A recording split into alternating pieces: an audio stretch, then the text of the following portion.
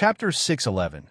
Golden Extreme God Gu and watched Shi leave through the void, using his own Tao intent to carve a path for her that crossed the universe. Although Shi had already reached the Xianxia tier before she paid homage to him as her mentor, they had, after all, spent many years together, and he wouldn't skimp on giving her a hand. Of course, the reason he dared to make a move was because he had no fear of Emperor's Away. Not just Emperor's Away. Guan also didn't sense any danger following the cause and effect linked to Emperor's Away. Naturally, he still held the celestial cord in awe and thus did not directly confront Emperor's Away. His fate pen and infinite sword book could be used to strike enemies from afar. And over tens of thousands of years, apart from refining Tao treasures, he had been continuously strengthening both the fate pen and the infinite sword book. Some things need not be used, but cannot be too weak. In his unmatched years, Guan enjoyed conjuring enemies for himself. He would even imagine facing the entire celestial court. A figure arrived beside Gu, and it was Zhu Xinglan, his foremost disciple from the main peak of Human World Peak.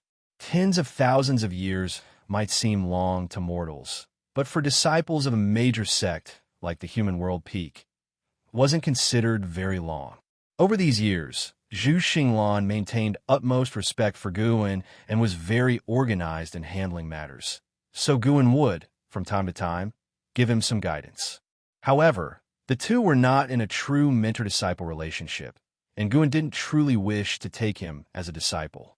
Master, Tao Court has invited Human World Peak for a second discourse on the Tao, and the main peak would like you to attend as well, Zhu Xinglan said respectfully. Guan had always maintained the cultivation level of the first tier of Human World Peak. Not only did he hold a high position and wield significant power, but heaven-defining peak had also become the second most important peak after the main peak. I need to travel and see the world. When the time comes, we'll see. I might as well head towards Tao Court. If I can make it, then that's good. If not, they won't miss my presence, Guan casually replied. Zhu Xinglan smiled helplessly, but dared not insist further. After all these years, Guan was always like this, free from any mercenary interests. He figured it out. Gu An's choice to join Human World Peak was likely due to Bai Zia's invitation, casually accepted in his laid-back manner. Zhu Xinglan began to speak of other matters. The current era teemed with emerging prodigies, with ancient great cultivators unable to overshadow the luster of the younger generation. As each peerless prodigy rose, various myths emerged as if those peerless figures were immortal gods descending from the celestial court. Take Tian Hao as an example. The followers of the heavenly Tao claimed he was the reincarnation of profound star immortal monarch, the fiercest immortal in the mortal world on a trial. Zhu Xinglan too longed for the elegance of those peerless prodigies. In recent millennia, he had been actively searching for unparalleled talents for heaven-defining peak. Unfortunately, he found many talented individuals, but none could compare with the first-rate talents of the world. Guan merely listened, not really interested in cultivating peerless prodigies for Human World Peak. Once she was completely safe, he retracted his thoughts and headed down the mountain, with Zhu Xinglan keeping him company, eager to chat more. Even after tens of thousands of years, Zhu Xinglan still had no clue about Gu An's origins. Before joining Human World Peak, for which sect had Guan come, this remained a curiosity for him. It was precisely this curiosity that made him look forward to Guan, hoping Guan would bring surprises to Human World Peak. Unfortunately, he was once again disappointed. After spending half a day at Human World Peak, Guan returned to Taoist field of the beginningless. Deep in the universe, at the World Gate. Seated in meditation before the World Gate, the celestial spirit god suddenly opened his eyes and stood up, facing the gate. The World Gate burst forth with a blinding light, and an immense celestial Tao aura flowed forth like dispersing fog, mighty and overwhelming. Amidst the vast celestial Tao flame, a figure stepped out from within the World Gate. It was a towering figure clad in golden armor, his presence no weaker than the celestial spirit god. The armor he wore contrasted starkly with the celestial spirit god's silver armor, and the light emitted by both was equally brilliant, locked in a standoff. "It's been a long time, celestial spirit god." The man in golden armor stopped in his tracks. He stood before the world gate, looking at the celestial spirit god, and spoke with a voice like rolling thunder, causing the surrounding celestial Tao flame to tremble. The celestial spirit god wore an expressionless face and asked, "Golden extreme god, why do you leave the great thousand world you guard to come to mine?" The golden extreme god lifted his right hand, revealing a golden token in his palm with 2 characters engraved. Profound residence. The gaze of the celestial spirit god remained unchanged as he continued. "The profound star immortal monarch is really quite audacious." The golden extreme god snorted coldly. "That's none of your concern, and even your former master, Emperor Zuwei, has no right to pry into the affairs of an immortal monarch." The celestial spirit god fell silent for a moment, then slowly turned aside to make way for the golden extreme god. The golden extreme god stepped forward, passing by the celestial spirit god, where gold and silver lights merged and flames surged. After walking 10 steps forward, the golden extreme god halted, slightly tilted his head, and glanced at the celestial spirit god from the corner of his eye. "The immortal monarch appreciates you." Back in the immortal palace of Emperor Zuwei, he saw that your potential was far beyond that of a celestial god, and you could go much farther. "Once this matter is settled, I shall ascend to be a celestial Tao star monarch, and you will still have a chance to consider it. When I return here, I expect an answer from you." CTH Novelier, an ET website on Google to access chapters of novels early and in the highest quality. With that, he vanished into thin air, leaving behind only strands of golden flames drifting away. The celestial spirit god watched the direction the golden extreme god had left, a look of contempt flickering in his eyes, then returned to his meditation spot. Time flowed like a gentle stream. 100 years passed as swiftly as a single day, inside the Taoist field of the beginningless. Midway up the mountain, Guan sat on a tree branch, giving an exciting guidance on cultivating divine skills, while his gaze lingered on the golden extreme god who had descended into the human world a century ago. This golden extreme god possessed the cultivation level of the late stage of the heaven-balancing golden immortal realm, and was on the cusp of breaking through to the perfection realm. After coming to the human world, the golden extreme god did not cause much disturbance. He wandered the human world, created secret realms, divine statues, and left behind legacies, even offering guidance to some beings with exceptional talent, causing these beings to acquire the celestial Tao destiny. Since the golden extreme god was not committing evil deeds, Guan naturally had no reason to oppose him. Perhaps there was some scheme of the celestial court behind this, but for these beings it indeed represented a significant chance, even altering their lives. The profound star immortal monarch seemed to want to make the celestial spirit great world a world that worships him. The reason for not showing himself was probably fear of the celestial court's dissatisfaction. Do the immortal gods of the celestial court also need the masses to bolster their destiny? Guan found this quite amusing. The way of destiny has existed since ancient times. Gathering a group of people's fortunes together can foster a greater power of protection. Guan had seen into the golden extreme god's future. If it did not intervene, the golden extreme god, due to arrogance, would face the challenge of the champion of this realm. After being suppressed repeatedly, the golden extreme god would grow increasingly impatient, becoming brutal in his interactions, thus tarnishing his image in the hearts of all beings and affecting the profound star immortal monarch as well. In the end, the golden extreme god would be captured by a force from beyond the skies, serving as a resolution for the beings. The golden extreme god, Emperor Zuwei, profound star immortal monarch. Guan felt the mystique of the celestial court gradually revealing itself to him, yet he still couldn't fathom just how powerful the celestial court truly was. He sensed that celestial gods like the celestial spirit god and the golden extreme god must be at the lowest tier of the celestial Tao immortal position. For a universe like the celestial spirit great world to be controlled by the lowest tier immortal god, even if the 3,000 great worlds joined forces, they would pose no threat to the celestial court. Master, why is this calamity absolute so difficult to practice? Is it part of the way of destiny or the way of cause and effect? And Zin's voice came from below, drawing Guan to turn and look at her. Guan replied, "It will become whichever great Tao you want it to be." What he taught was not only the calamity absolute but also the methods of cultivating the immortal emperor's to see whether an Xian could successfully practice them. If you find any errors, ads pop up, ads redirect, broken links, non-standard content, etc., please let us know report so we can fix it as soon as possible. Chapter 612, Tian Hao's Destiny. The rise of the immortal emperor's and Xian had taken a profound interest in the calamity absolute since she began cultivating it.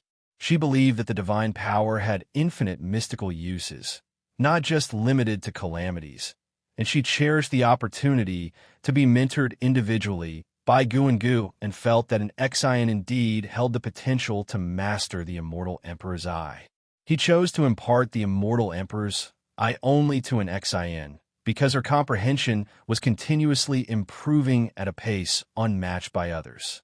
She was growing into another and how.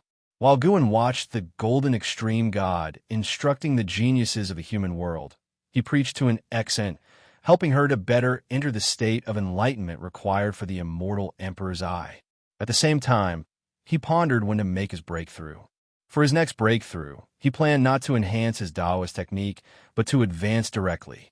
Why bother enhancing the Taoist technique first when he already felt quite powerful, having recently comprehended the path of power, strengthening his methods for crossing the tribulation? Indeed, either method would consume a vast lifespan, and he could not judge which was better. He just needed to accumulate enough lifespan. Instead of worrying about which method can serve more lifespan, it was better to save up more. Using 2 trillion years of lifespan should likely stabilize the breakthrough. If need be, he would wait until he reached 3 trillion years of lifespan before making his breakthrough. With the golden extreme god residing in the celestial spirit great world for many years, and the presence of the celestial spirit god, it was unlikely that this world would encounter a cataclysm. Currently, the celestial spirit great world did not need Guan's protection. The profound star immortal monarch hidden in the shadows would also devise ways to protect this realm. A spring breeze fluttered past, drifting a tender green leaf over in Zin's head as she opened her eyes and pondered, her pupils shimmering with a strange light. The passage of time left no mark in her eyes. Seas had become mulberry fields, and the stars had shifted. Another myriad years passed. This year, just after the new year, an Xian still resided midway up the mountain cultivating the immortal emperor's Her cultivation level remained at the carefree, primordial immortal realm. No one in the Taoist field of the beginningless had yet crossed this major realm, but the number of disciples reaching the carefree, primordial immortal realm was increasing. As for Tian Hao, he was not counted among those in the dojo, since he always went out for experiential training. After 10,000 years of intensive research, an Xian finally developed her own understanding of the immortal emperor's She discovered that her ability in the calamity absolute seemed not just a divine power, but more like a secret technique that altered her bloodline, which made her even more hopeful about this divine skill. Over the years, she had reduced her outings, dedicating most of her time to cultivation. Her master had said that once she mastered it, she could catch up to Tian Hao, perhaps even surpass him. This statement was true. Guan genuinely believed that the immortal emperors had the merit to challenge the immortal gods of the celestial court. The profound demon emperor had once said that if the immortal emperors were fully developed, the celestial court would surely take notice, indicating their fear of its power. Indeed, the immortal emperor's was formidable. Guan anticipated Nzin's use of the Immortal Emperor's eye divine power with its ability to reverse anything. Although powerful, the Immortal Emperor's eye was not suitable for everyone. Should individuals like LV Xian and Xianxia attempt it, it could potentially hinder their cultivation. Even though an Xin had the strongest comprehension within the dojo, after 10,000 years of cultivating the Immortal Emperor's eye, she had grasped only a fraction of its essence, demonstrating the difficulty of mastering it. Senior sister. A voice thundered across the celestial vault, startling the birds in the forest and capturing Nzin's attention. With such a loud voice, it had to be Tian Hao. Every time Tian Hao returned from his training trips, he would visit the dojo, bringing gifts for everyone. No matter his achievements, he maintained his respect for his senior sister and Xin. Indeed, everyone knew that Guan was most fond of his disciple and Xin, and she truly lived up to the responsibility, often helping her fellow dojo disciples achieve their desires. Tian Hao quickly descended in front of an Xin, raising his hand in salute. After many years apart, his aura had grown even stronger. An Xin nodded to him and asked, "Have you made any breakthroughs in your cultivation level?" Tian Hao smiled and said, "I just broke through to the Tao Void Profound Immortal Realm." An Xin fell silent. They were stuck at the carefree primordial immortal realm, where breakthroughs were rare in 10,000 years. Yet Tian Hao seemed to feel the hindrances in his cultivation and continued to advance rapidly. Tao Void Profound Immortal. And Xin felt the gap between herself and Tian Hao widening. She couldn't help but doubt herself. Even if she mastered this divine skill, could she really stand on equal footing with Tian Hao? Such confusion passed in an instant. She decided to trust her master, for without her master, where would she be today? Her master had no reason to deceive her. "How have you been in recent years?" An Xin adjusted her attitude and asked with concern.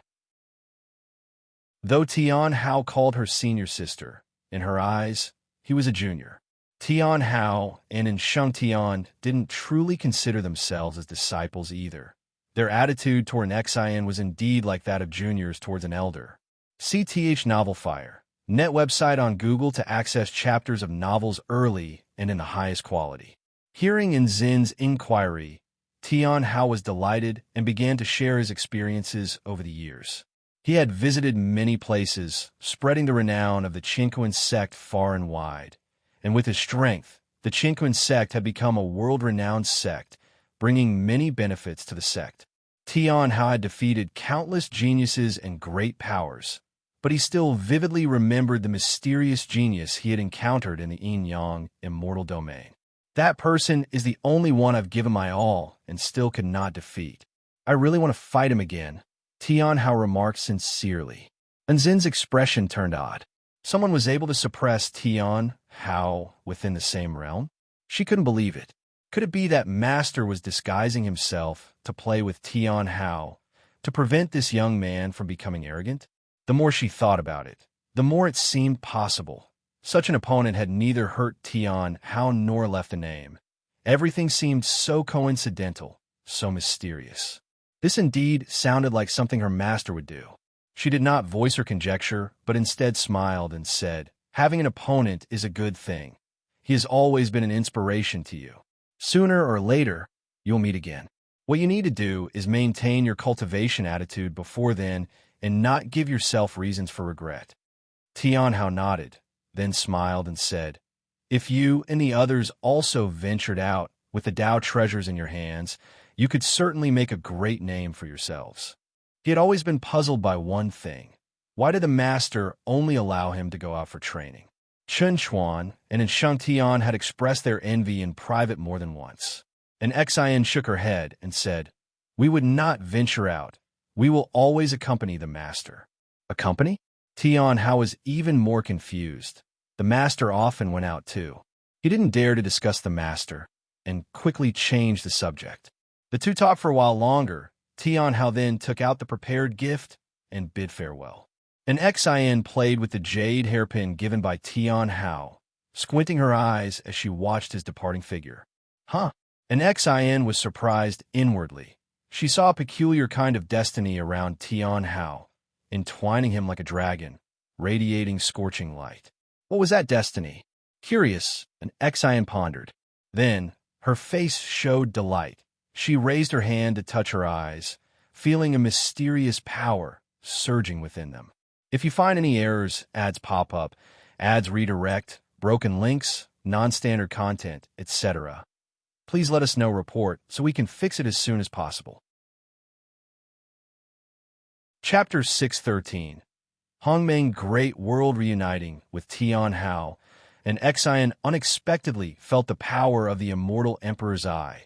She closed her eyes, deeply immersing herself in understanding. Far away, within the Qinquan sect, drinking, Guan also sensed the occurrence. Perception between immortal emperor's eyes was exceptionally sharp.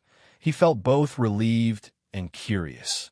Could it be the destiny of innate immortal gods that stimulates the immortal emperor's eye? Wait, could the immortal emperor's eye be the pathway to innate immortal gods? Is this also why the celestial court fears the immortal emperor's eye? Guan speculated thus, but he couldn't be sure. After all, he hadn't yet seen the celestial court.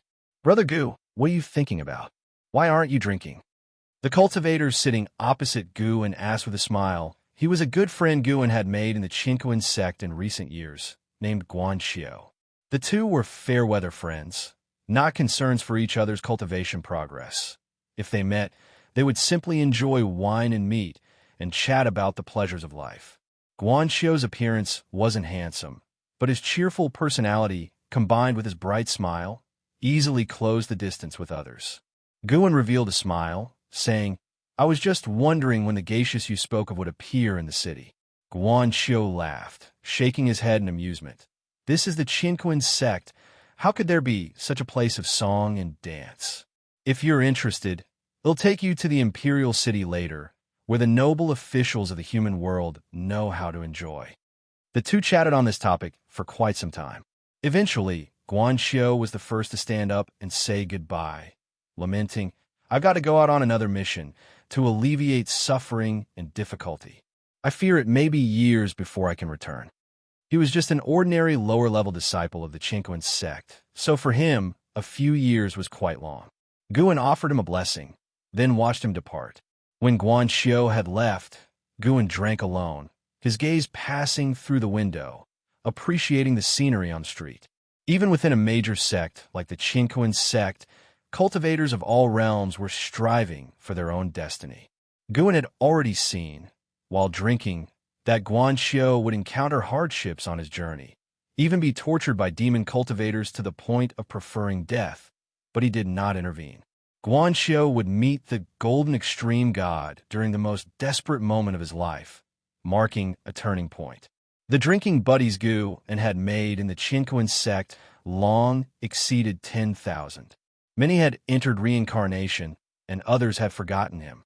Among these friends, Xiao was very ordinary, but due to the arrival of the Golden Extreme God, he would embark on an extraordinary legendary path. Brother Guan, while the path ahead is perilous, the night will always pass.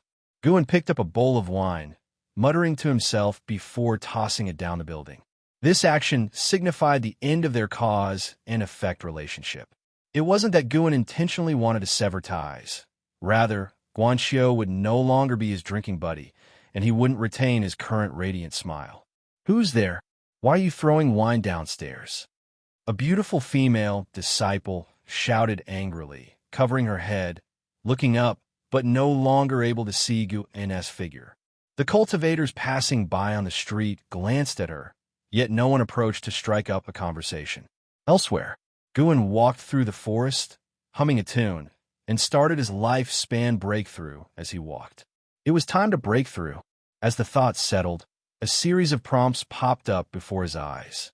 You have initiated the lifespan breakthrough function. Based on your current realm, the following breakthrough locations are selected for you. 1. Path of the Great Tao. 2. Fallen Divine Realm. 3. Abyss Taos. 4. Celestial Extreme. 9. Heavens. 5. Tao Origin Ancestor Tree. 6. Ling Mountain. 7. Taiching Deep Realm. Misty, Immortal Court. 9. Hongmeng Great World. Most of the place names had appeared before. It was a good thing that the desperate celestial tomb hadn't. At least Gun wouldn't be entangled in sin anymore. Looking at Ling Mountain and the misty Immortal Court, Gun felt a bit hesitant. Should he represent the Emperor of Eternal Life and revisit his old haunts? Forget it. After becoming the sect hierarch of the Stealing Heaven Immortal sect, the Emperor of Eternal Life might have already caught the attention of the Celestial Court. It was not worth the risk. CTH Nelfer. Net website on Google to access chapters of novels early and in the highest quality. Gu An's attention was drawn to the Hongmeng Great World. The two characters Hongmeng were evidently not simple. In the myths of Wuxia from his previous life, Hongmeng represented the ancient. It represented the starting point of everything. There was even a saying that Hongmeng existed before chaos. Why not go there? Guan hesitated for a moment, then made a decision. To teleport to the Hongmeng Great World, it will require 10 billion years of lifespan. Do you wish to proceed? 10 trillion years of lifespan to Guan now was hardly anything to consider. He agreed without hesitation. Immediately following was the familiar sense of discomfort, causing him to close his eyes, deprived of his senses. After a while, his senses returned, and he opened his eyes. What entered his vision was a vast and boundless universe, filled with a faint purple haze, where he could see stars, continents, and spectacular nebulae like no other. He immediately activated his lifespan barrier, then resumed observing the Hongmeng Great World. Once the lifespan barrier was up, his heart was completely at ease. At a glance, the universe seemed boundless. Even as a heaven-opening Daluo immortal like him, he couldn't see the end in one look. This place's stars and continents showed no signs of life. Everything seemed dead and silent. Could this be a desolate great thousand world? Guan thought curiously, but feeling the spiritual energy drifting in the universe, he believed that with such spiritual energy, life should have been nurtured. The Tao rules here were very intact, and even richer, it was the place with the densest Tao rules among all the worlds he had been to. Being born in such a universe, when a living being first gained spiritual intelligence, the power it possessed would be at a height unattainable by all beings in the celestial spirit great world in their whole lives. After watching for a long time and not seeing any living beings, he gave up and then summoned his attribute panel. Name, Guan Lifespan, 82002/2014 000 137. Physique, primordial reincarnation, undying body. Cultivation level, heaven-opening Daluo, immortal realm perfection. Unknowingly, he had already reached the age of 80,202. Recalling the past, he felt somewhat emotional. Could those old friends from the Supreme Sect have imagined that he would reach such heights in his cultivation today? 2 trillion years of lifespan was Gu An's confidence for a breakthrough. He immediately invested lifespan into his cultivation level, starting with 10 trillion years of lifespan. You practiced Qi absorption cultivation for 1 trillion years. Your great achievement in the Taoist Dominator skill forcibly impacts the Miaozhen Daluo immortal realm. Starting crossing the tribulation, you did not endure the lawless and unrestrained creation of the great celestial tribulation. Crossing the tribulation failed. You practiced Qi absorption cultivation for 2 trillion years. Your great achievement in the Taoist Dominator skill forcibly impacts the Miaozhen Daluo immortal realm. Starting crossing the tribulation, you did not endure the lawless and unrestrained creation of the great celestial tribulation. Crossing the tribulation failed. One line of prompts after another fell. 10 trillion years of lifespan could only suffice for 10 breakthrough attempts, ending as usual in failure. Guan felt in his heart that lifespan was becoming increasingly less reliable. But looking at the 5 characters of Miaozhen Daluo Immortal, his heart was full of anticipation. As long as he could successfully break through, no matter how much lifespan it cost, it would be worth it. He changes the number of years of lifespan he invested, pouring in 100 trillion years of lifespan in one go. What boldness! Although he had not yet succeeded, Guan already possessed the spirit of a Miaozhen Daoyuo immortal, or at least, that was how he felt within his heart. If you find any errors, ads pop up, ads redirect, broken links, non-standard content, etc., please let us know report so we can fix it as soon as possible.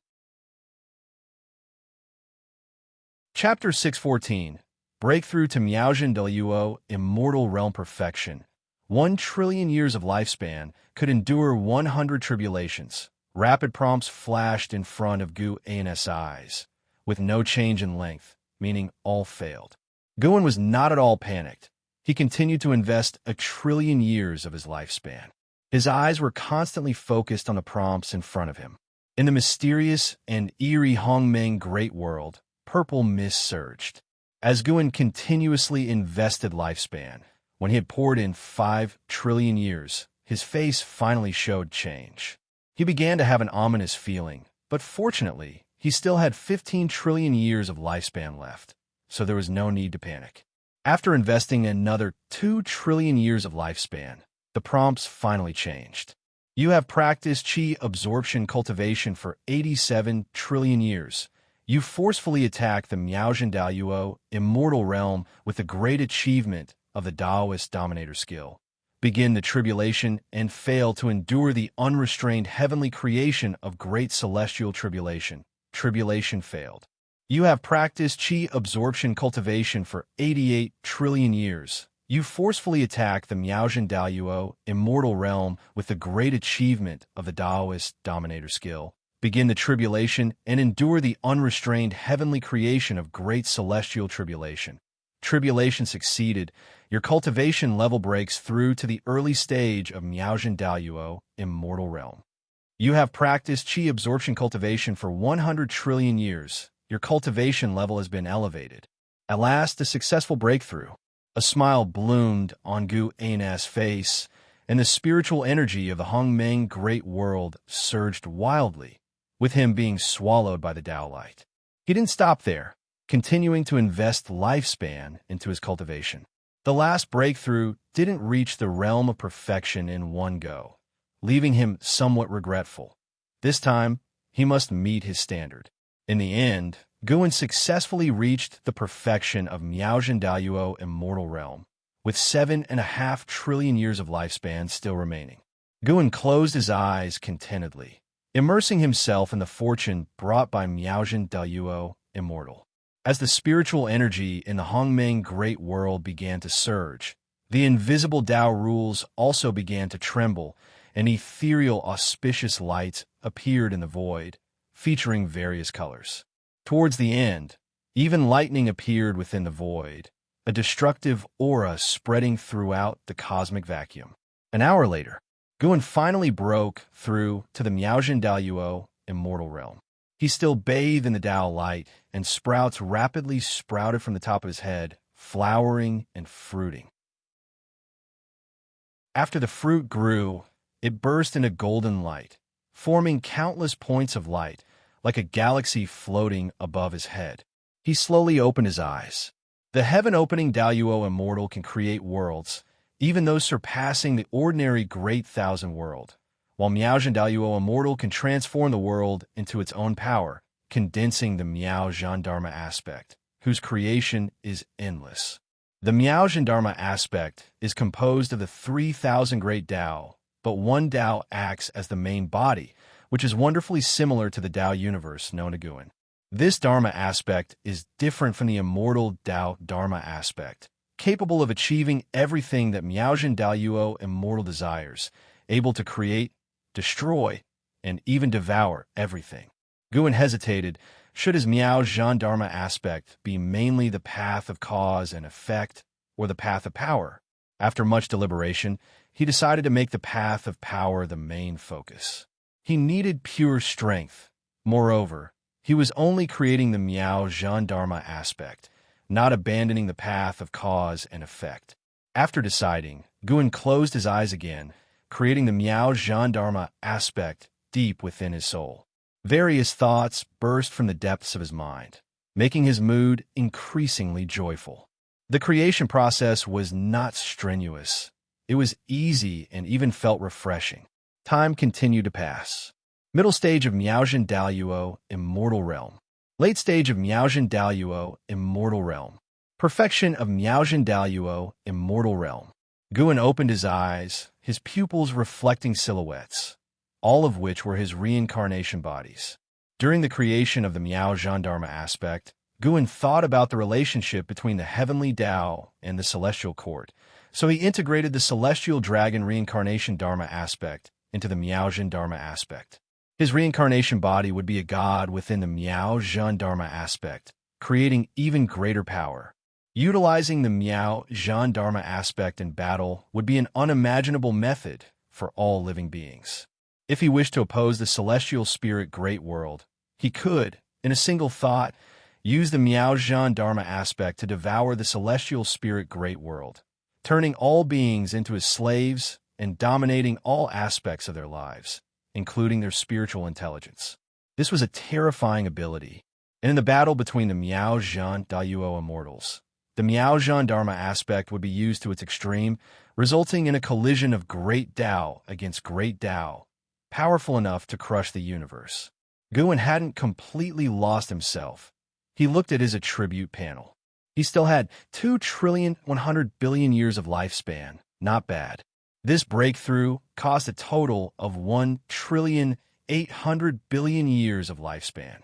For the next breakthrough, at least 5 trillion years of lifespan would be required. Guan's mouth curled upward, feeling the surge of his newfound powerful mana. Euphoric. This breakthrough also transformed his great Tao intent. His power had undergone an earth-shattering change. The celestial spirit god was getting farther and farther away from him. Guan didn't teleport back immediately. Instead, he cast his gaze towards the edge of the Hongmeng Great World. The Hongmeng Great World had no connection to the path of the Great Tao nor any space-time channels, seeming like an isolated universe that continuously extended endlessly. There were no beings he recognized here, but there was some kind of being stirred by the anomalies caused by his breakthrough. Under Guan's gaze, a terrifying figure, almost imperceptible, wandered in the darkness, only perceivable by those possessing the Daluo Dao fruit.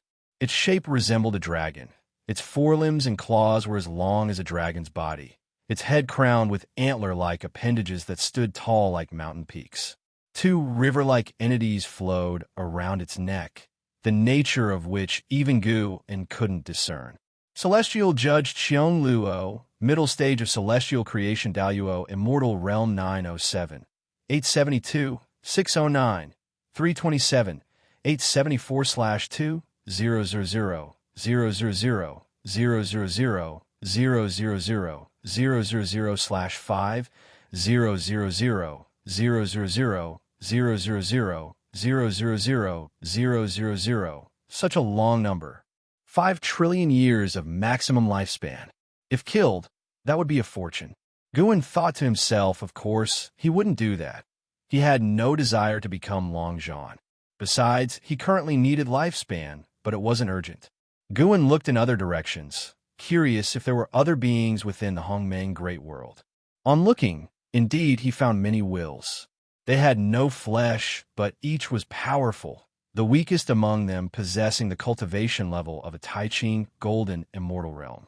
The Hongmeng Great World was truly not simple.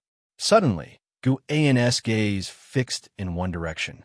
Far in the distance, infinite Hongmeng purple qi coalesced into a huge egg, larger than the entire celestial spirit great world, surrounded by swirling Hongmeng purple qi. Guan couldn't use lifespan detection on it, nor could he see through its true nature. Though curious, he had no intentions of disturbing it. It appeared the Hongmeng Great World harbored many secrets. Guan watched from within the lifespan barrier for a while before choosing to teleport back. This return trip consumed another 100 billion years of lifespan. Saw the novel Fire. Net website on Google to access chapters of novels early and in the highest quality. Back in the celestial spirit great world, Guan stood in a forest, opening his eyes to see, one by one, great thousand worlds, cosmic domains, little worlds, and mortal realms entering his view. But he couldn't see the Hongmeng Great World. Beyond this universe, there was another universe. Above this heaven and earth, there was another heaven and earth. He seemed to exist in an infinite world, which made him reflect on the enduring nature of the great Tao. If you find any errors, ads pop up, ads redirect, broken links, non-standard content, etc., please let us know report so we can fix it as soon as possible. Chapter 6:15, Celestial God, Cataclysm Gu, and stood in the forest for a while. Then he withdrew his gaze and stepped forward. With one step, he returned to the Taoist field of the beginningless. Due to Tian Hao's return, the disciples gathered in Gu An's courtyard, creating a lively scene. They listened to Tian Hao recount his experiences over the years, occasionally expressing their admiration, giving great face to Tian Hao, whose smile never faded. Tian Hao was narrating a battle with a peerless genius when his gaze suddenly turned to the courtyard wall, where he saw Gu An's figure. "Master!" Tian Hao exclaimed in surprise, drawing the attention of others who turned to look and saw Guan return, prompting everyone to rise. As Guan walked into the courtyard, Tian Hao approached him excitedly, saying, "Master, I've broken through to the Tao Void profound immortal realm." Hearing this, Guan revealed a smile and said, "Not bad. You haven't been negligent. Disciple, your master has broken through to the Miaozhen Daoyuo immortal realm." Guan said this to himself in his heart. He would never reveal his true strength to others, not even to those closest to him. The Tao Void profound immortal realm is strong, but it still falls far short of Gu and walked towards the crowd, with Tian Hao following beside him, continuing to share his gains. In front of others, he might be humble, but in front of Guan, he truly sought praise. After a while, everyone sat around the artifact refining cauldron, with Xianxia and an Xian also arriving, and they all chatted about worldly affairs together. Aside from Tian Hao, only an Xian, Xianxia, Celestial Demon Child, Celestial Cyan, and Tian Bai occasionally ventured out of the dojo. The others always stayed within, cherishing such opportunities to learn about the outside world, hence the spirited atmosphere. Nowadays, in the human world, there are many sects worshipping immortal gods. I used to think these sects were all frauds until hundreds of years ago when I encountered a genius from such a sect who unleashed power beyond his cultivation level, truly surprising me. Tian Hao brought up this topic with a reflective look. He turned to Guan and asked, "Master, how do you view immortal gods? Do real immortal gods exist? I mean those born as gods, controlling everything, not the strong ones cultivated." Everyone else also looked at Guan, anticipating his answer. Guan responded, "In this world constructed by the great Tao, any being you can imagine might indeed exist, but no one possesses absolute power." Tian Hao fell into contemplation. The others wondered, compared to immortal gods, who is stronger, our master or the gods? Guan then posed a question to everyone. If thousands of years pass and you have reached the pinnacle of the celestial spirit great world, will you stay here or seek a higher path? The celestial demon child immediately replied, "Master, wherever you go, I will follow." Blood Prison Great Saint gave her a sharp glance. How could she respond so quickly? To prevent others from following suit with flattery, Guan shook his head and said, "Think carefully about this question. Don't rush to answer." He stood up and walked toward his house. Having just made a breakthrough, he prepared to reassess his Miao Zhen Dharma aspect. Who knows who will be fortunate enough to first experience the power of his Miao Zhen Dharma aspect?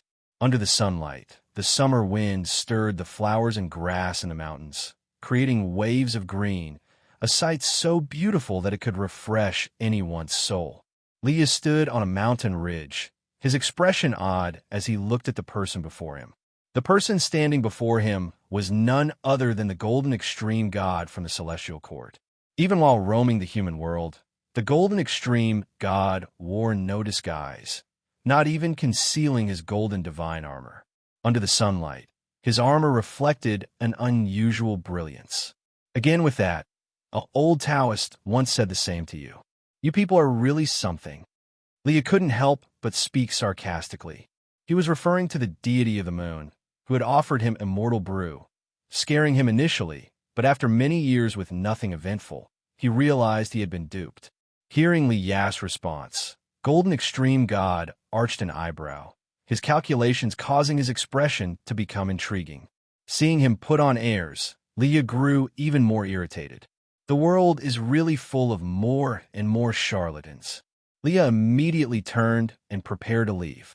You truly have become an innate body, just that you lack a suitable cultivation technique, which is why you haven't felt your own transformation. The voice of the Golden Extreme God came again, making Leah pause in his steps. Leah half turned, looking sidelong at the Golden Extreme God, and asked, "Oh, then can you tell me what an innate body is?" The Golden Extreme God, expressionless, said, "Everything has an origin, so does the human race. The very first of the human race were born on a higher plane, naturally possessing innate bodies, capable of comprehending the great Tao. Now, you possess the qualities of your ancestors, unmatched by anyone in this realm." Leah wasn't surprised. He asked with interest, "Then can you pass on to me the cultivation technique of the innate human race?" Search * the novel Fire. Net website on Google to access chapters of novels early and in the highest quality. "Of course, I can," the Golden Extreme God replied. However what? Faced with Li Ya's persistent query, the Golden Extreme God did not answer anymore. Instead, he raised his right hand, causing a ring of light to form next to him, expanding rapidly, turning pitch black inside. Leah frowned. He wasn't panicked and continued to stand his ground and wait. Soon, the ring of light grew taller than the Golden Extreme God, and within it, a blood-colored figure could be vaguely seen. Seeing this figure, Leah furrowed his brows tighter, feeling an intense aura of bloodlust. This person is from the innate human race. Let him be your opponent. You are of the same realm. If you can defeat him, then you are worthy of receiving everything you desire. As the words of the Golden Extreme God fell, Li Ya's pupils widened suddenly. Clang! Leah drew the 9 Extremes Sacred Heart Sword with incredible speed, blocking another sword that resembled a shark tooth with his blade. A long-haired man enveloped in a bloody aura appeared before Leah. This man was bare-chested with muscles like tree roots coiling over his flesh, creating a strong visual impact. What powerful chi power! Leah inwardly gasped, his arms trembling. With a bang, a terrifying force exploded, instantly obliterating the green grass across the hills, turning the continuous mountains into wasteland, darkening heaven and earth. Leah and the long-haired man turned into 2 beams of sword chi shooting into the sky, with myriad sword chi descending from the heavens, ravaging the earth and mountains, with explosions occurring one after another, shaking the heavens and earth. The Golden Extreme God looked up with a cold gaze. It's too slow. Perhaps it's time to give the human world a little push to let the mortal spirits know who is protecting them. The Golden Extreme God muttered to himself, the ring of light beside him growing ever larger, with shadows walking out of it, each not weaker than the long-haired man. Far away inside the Taoist field of the beginningless, Guan opened his eyes. His eyes reflected the figure of the Golden Extreme God. The fate of heaven and earth changed, all because the Golden Extreme God harbored ulterior motives. He intended to use his bred innate human race to suppress the world, then play the role of a celestial God-savior. However, things wouldn't go as he wished, thus attracting more consequences from outer heaven. Playing God with such a mindset shows a lack of reverence for the great Tao. Guan murmured softly. He did not regard the Golden Extreme God highly. He just didn't want to be disturbed, but if indeed there were changes, then he would be forced to harvest lifespan. Even a mighty celestial God couldn't foresee that his selfishness would bring about a disaster that could overturn his dominion. The so-called power seems only to be strong enough in their own eyes, even the strongest cultivators couldn't see through their own fate. Guan gained a deeper understanding of fate and causality. He began to deduce along the lines of the Golden Extreme God. He saw many figures. Inside the Golden Extreme God, there was a world, hiding an army capable of destroying the Great Thousand World. He saw thousands of companions beside the Golden Extreme God. He also saw a figure standing above the Great Tao, overlooking all heavens. If you find any errors, ads pop up, ads redirect, broken links, non-standard content, etc., please let us know. Report so we can fix it as soon as possible. Chapter 6:16 Wuxia appears Gu and watched Li Ya's battle and was quite satisfied with Li Ya's growth. The Golden Extreme God intended to recruit Li Ya and would not let him die, so Guan had no intention of intervening. It had been tens of thousands of years. It was time to let the human world experience some turbulence. Trials could be opportunities for all living beings. Peace does not necessarily mean safety, and great destruction could lead to rebirth from nirvana. Guan continued to close his eyes and refine his miao, gendarme aspect. In the years that followed, in less than a decade, the innate human race released by the Golden Extreme God became a major scourge in the world. This innate human race had a heaven-encompassing free immortal, more than 10 profound yuan-free immortals, and cultivators from various realms below that. Even the least among them possessed the immortal Tao realm. They rampaged everywhere, slaughtering living beings to establish their territories, causing shock throughout the world. Being prisoners of the Golden Extreme God, they saw this as their only hope, so they fought fiercely, even if it meant making enemies of the whole world, and they did so with insanity. Yet the most powerful, the heaven-encompassing free immortal, kept a low profile, never making a move, uncertain of whom he was wary about. Time flew swiftly.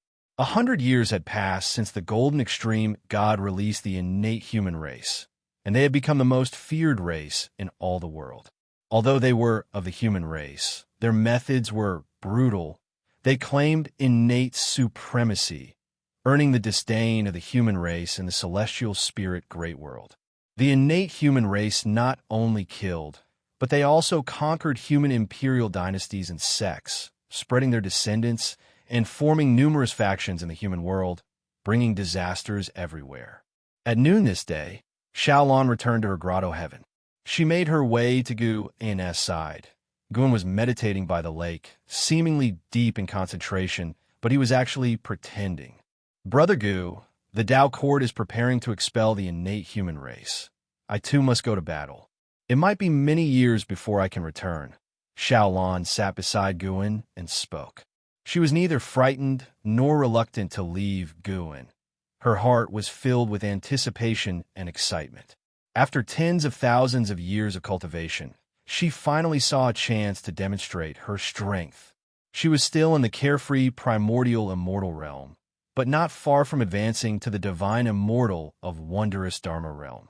Guan looked at her and said sentimentally, "My dear Laner is really grown up, about to become a savior." "Not really. I'm just following the seniors to battle. Of course, if I come across someone suffering, I will lend a hand," Xiaolan said with a smile. The Tao court's ideals were upright, worthy of being the leaders of the righteous Tao, with the majority of disciples bearing the responsibility to relieve suffering. Encountering people in distress and not offering help would contradict the identity of a Tao court disciple. Due to Xiaolan's connection, Guan often visited the Tao court and established many contacts there, which allowed him to understand the Tao court from the grassroots level. While there were indeed dark affairs within the Tao court, the disciples believed that as long as these were exposed, the Tao court would provide the answers they sought. Xiaolan began to talk about the deeds of the innate human race. This group of the human race didn't come from outer heaven, but suddenly sprang up in the human world, making the Tao court's higher-ups wary. Xiaolan heard from one of her free immortal masters that the Tao court had begun to inspect every secret realm in the human world to prevent future calamities like the innate human race. Guan pretended to be greatly enlightened, satisfying Xiao Lan's desire to share. Once she recalls her past life memories, she won't be this lively anymore. Guan thought to himself, cherishing the current time they spent together. Though the soul had not changed, memories could affect one's personality. What couldn't change was only the innate nature. The two talked for several hours before Xiao Lan finally got up to pack her things, and Guan continued pretending to cultivate. As Xiao Lan left, he could also focus his attention elsewhere. When the Tao court officially declared war on the innate human race, the morale of all beings in heaven and earth surged. More and more sects, imperial dynasties, and races joined the siege against the innate human race, including the Qinquan sect, the Taizong imperial dynasty, and the Supreme sect. However, even facing the siege of the entire world, the innate human race displayed terrifying strength. Even the great cultivators of the Tao court couldn't penetrate the territories established by the innate human race. Battles began to turn into the main melody of heaven and earth. Guan still frequented various dojos, picking mature medicinal herbs. Even though he had reached the level of the Miaozhan Dayuo immortal, Guan didn't deliberately seek to increase his lifespan, maintaining a healthy rhythm that neither invited trouble nor overburdened him. As his old friends also got drawn into the conflict with the innate human race, his life became interesting, and watching his old friends' experiences added anticipation to his life. Ia the Novel Fire, NE*T website on Google to access chapters of novels early and in the highest quality. Battles among the strong were the easiest way to become famous. For mortal spirits, cataclysms were disasters, but for those chosen ones, they were enormous stages. More and more chosen ones became famous throughout the world. Those guided by the golden extreme god all rose up, extensively promoting the celestial name of the profound star immortal monarch, thereby elevating his status in the hearts of all beings. 300 years had passed since Xiao Lan joined the battle. Early in the morning, Guan returned to the Taoist field of the beginningless, holding the white spirit rat in his arms, which had become smaller compared to the past, about the size of a cat, but still chubby. If you cause trouble in the mortal world again, I won't let you go out. Guan spoke as he walked, his tone somewhat strict. The white spirit rat shrunk its head, not daring to make a sound. A figure appeared under a tree ahead. It was Qianxia. He quickly came up to Guan and bowed, then hesitated to speak. Guan smiled. Speak what you wish to say. He already knew the purpose of Qianxia's visit, having contemplated this matter on his way. Nowadays, the innate human race is causing chaos. In the past years, evil demons of the innate human race attacked the Qinquan sect. We want to go out and expel the innate human race. The Qinquan sect has suffered many casualties due to the demons of the innate human race, and surely the mortals below are living even harder lives. Qianxia mustered his courage and spoke, his tone uneasy. Having stayed in the Taoist field of the beginningless for 70,000 years, he hadn't yet gone out, and he knew that his current strength was not yet enough to satisfy his master. Guan looked at him and said, "Then go, and tell the others that anyone who wants to go can go. I allow you to use the Tao treasures, but once this calamity ends, you all must return." Qianxia was overjoyed and quickly thanked Guan, not expecting his master to agree so readily. He immediately went back to pass on the news. Guan continued to walk leisurely forward, constantly teaching the white spirit rat. Elsewhere, the disciples gathered together, hearing that Guan agreed to let them go. Everyone was delighted. Even the celestial demon child wanted to go. Indeed, our master still cares for all living beings of the world.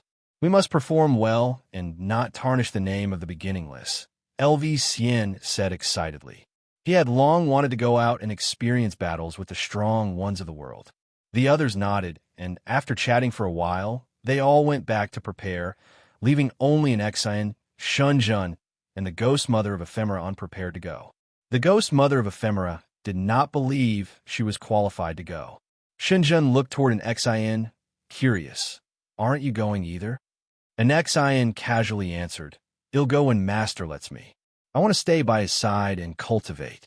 If you find any errors," ads pop up, ads redirect, broken links, non-standard content, etc. Please let us know report so we can fix it as soon as possible. Chapter 6, 17 Tai Immortal Monarch. Cursed Xinjun looked deeply into Nzin's eyes after hearing her words and suddenly felt that an Xian might be the last among these disciples to achieve the greatest success. After experiencing the mortal world, how many could return to dedicated cultivation? An Xian turned to look at Xinjun and asked with a smile, "Elder Xun, why don't you go out?" Although Xinjun's realm wasn't remarkable, and she hadn't sparred with them, with her Dao treasure, Xinjun would be safe on outward journeys. Moreover, their master wouldn't just stand by idly. Even staying here in the dojo, I can still experience the mortal world, Xinjun said softly with a laugh. With that, she turned and walked away. An Xian stared at her receding figure, feeling that Xinjun was somewhat profound and inscrutable. While they're away, I should focus on my cultivation to widen the gap between us, an Xian thought silently, a smile forming on her face. She didn't linger, exchanging a few words with the ghost mother of ephemera before returning to her training. She was different from Qin Chuan, LV Xian, and others. She harbored grander ambitions and was committed to a more resolute path. Taitsong Continent, North Sea Mountain Ridge. The mountain god temple was nestled in the dense forest, where profound mystery Zhenren was watering the plants and flowers in the medicine garden. Over 80,000 years had passed, and he had become a celestial and earthly immortal, regarded as an immortal by all creatures of the North Sea Mountain Ridge. He had been courted by sects and imperial dynasties alike, all of which he declined.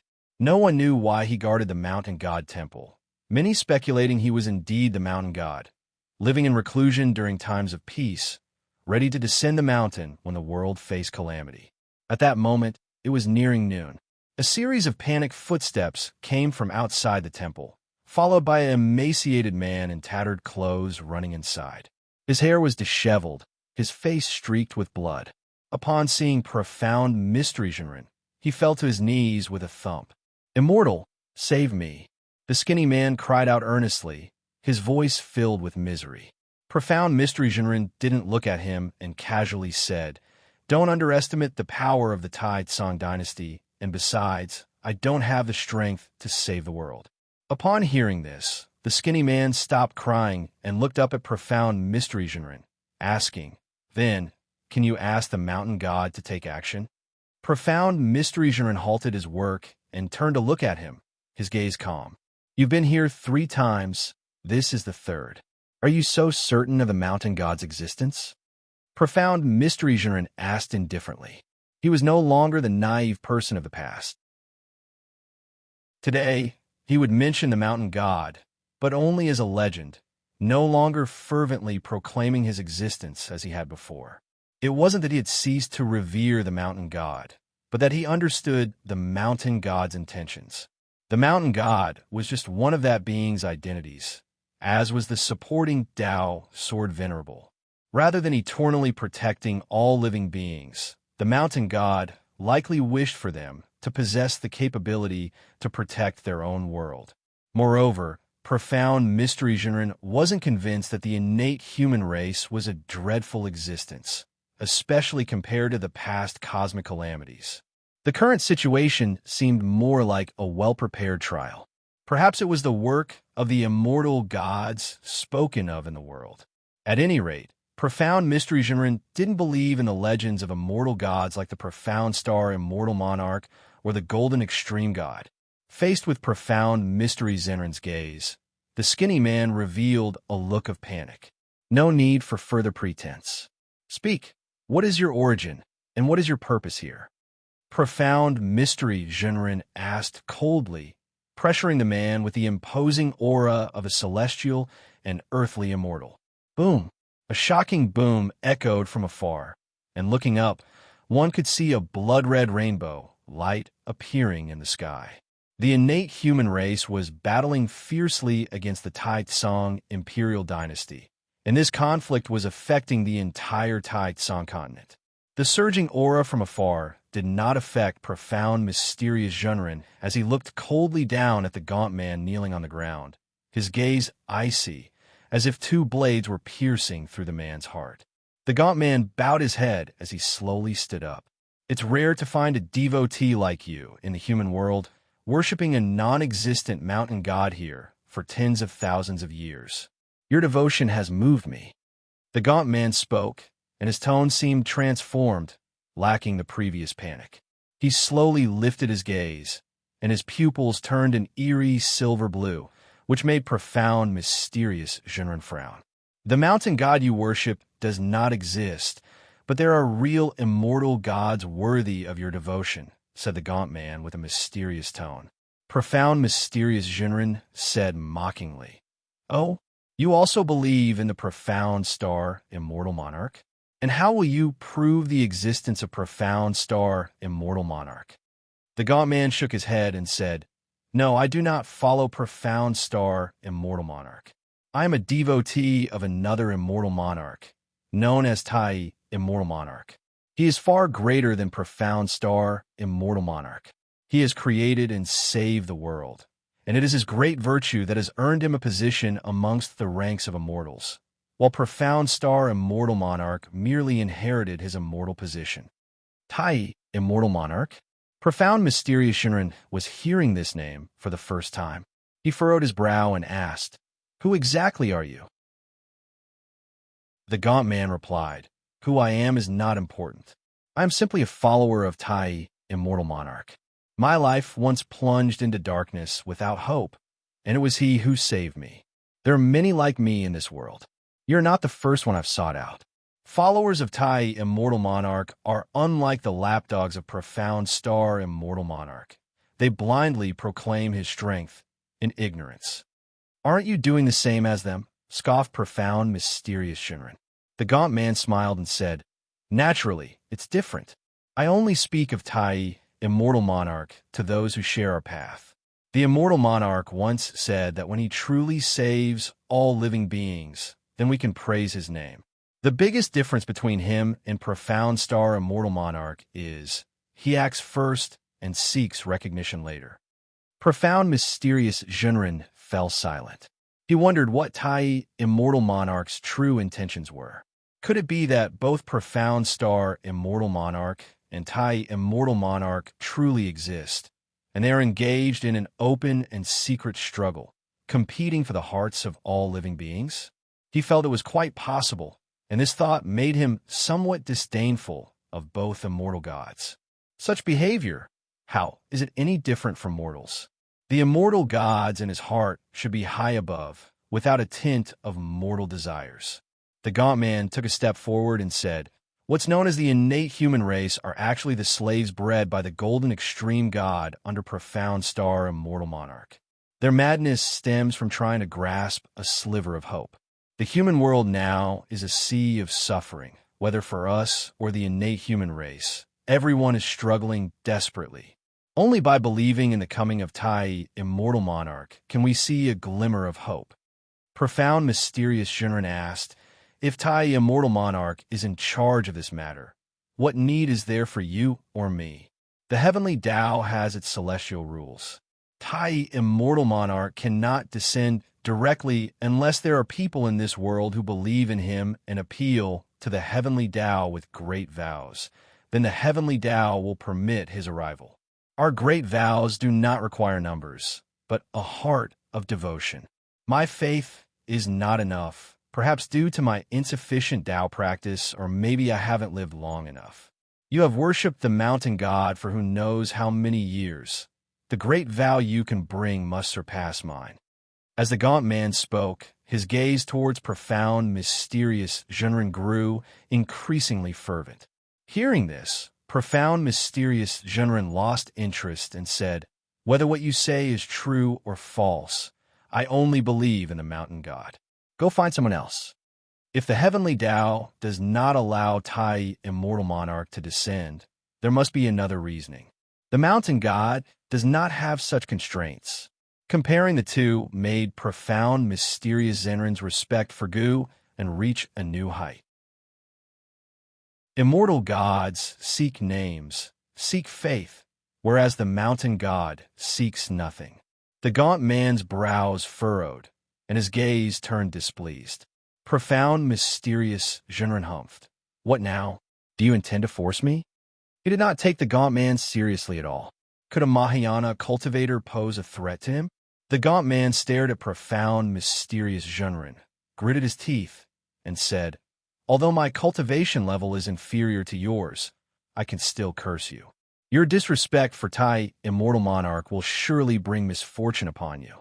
Your loved ones will die one by one in this catastrophe, and because of your lack of reverence, you will be harmed by heart demons, and your latter life will be mired in the agony of hell." Sir the Fire.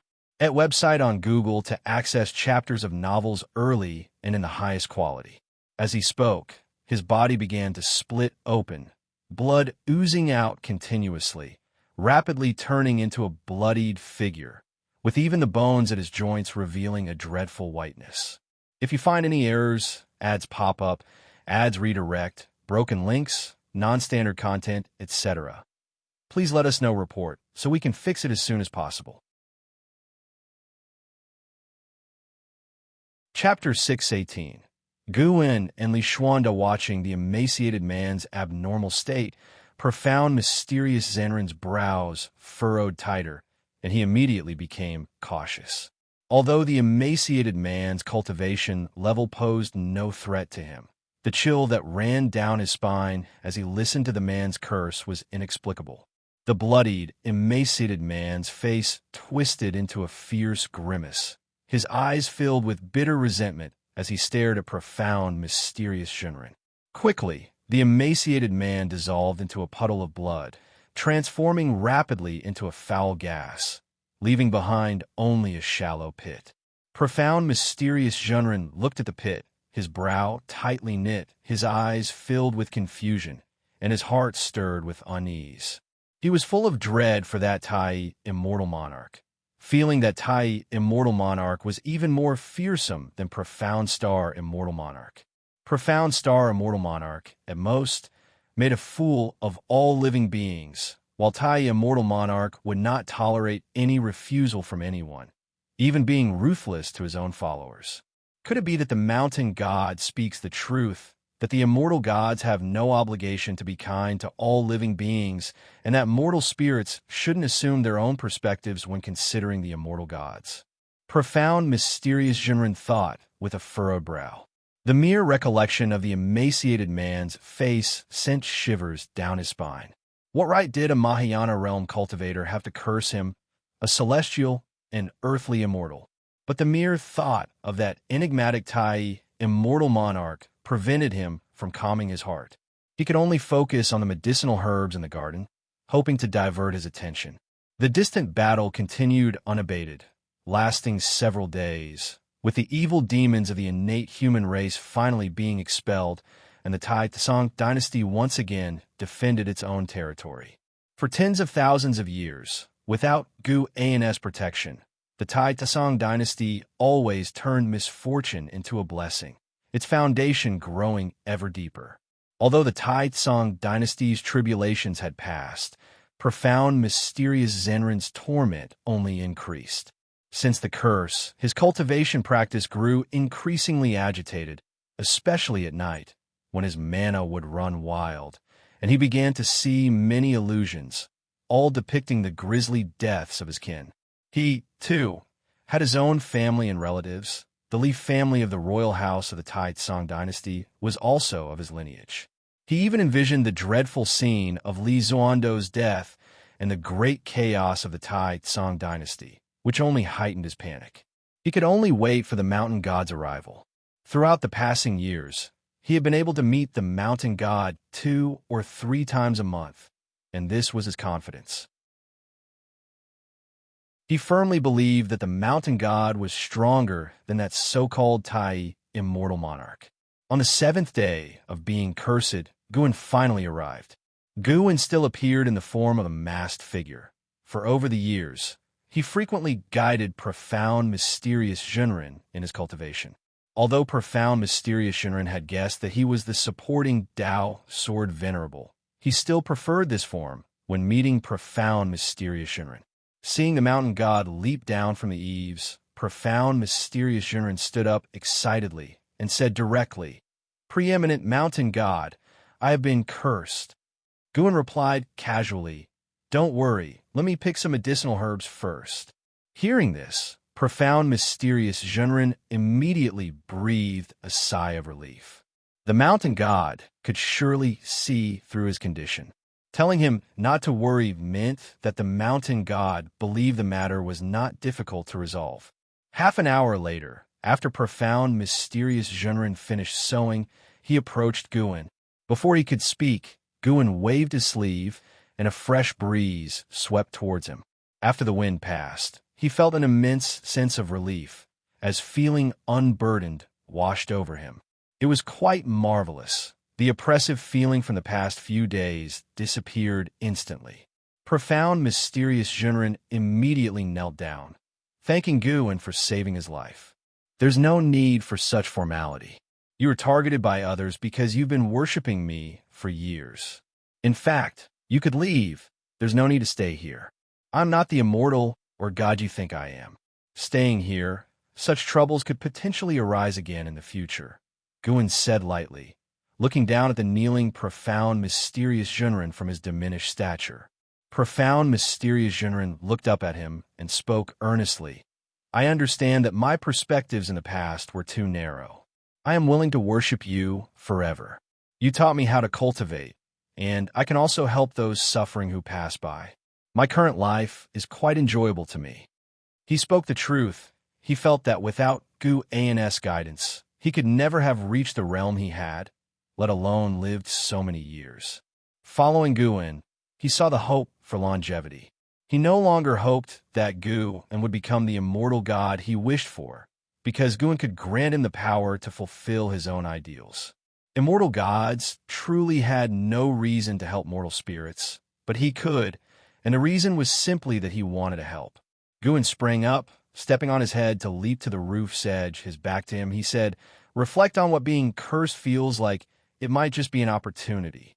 Profound, mysterious Shinran was stunned for a moment, and before he could respond, Guan had vanished into thin air. He didn't ask whether the curse was completely eradicated. He sat down where he was, closed his eyes, and began to recall his feelings over the past few days.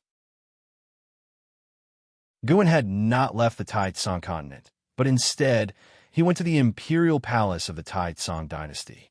Li Xiandao was practicing in the imperial study, which had been transformed to have a vast interior space with a spirit pool, enabling him to cultivate while reviewing memorials.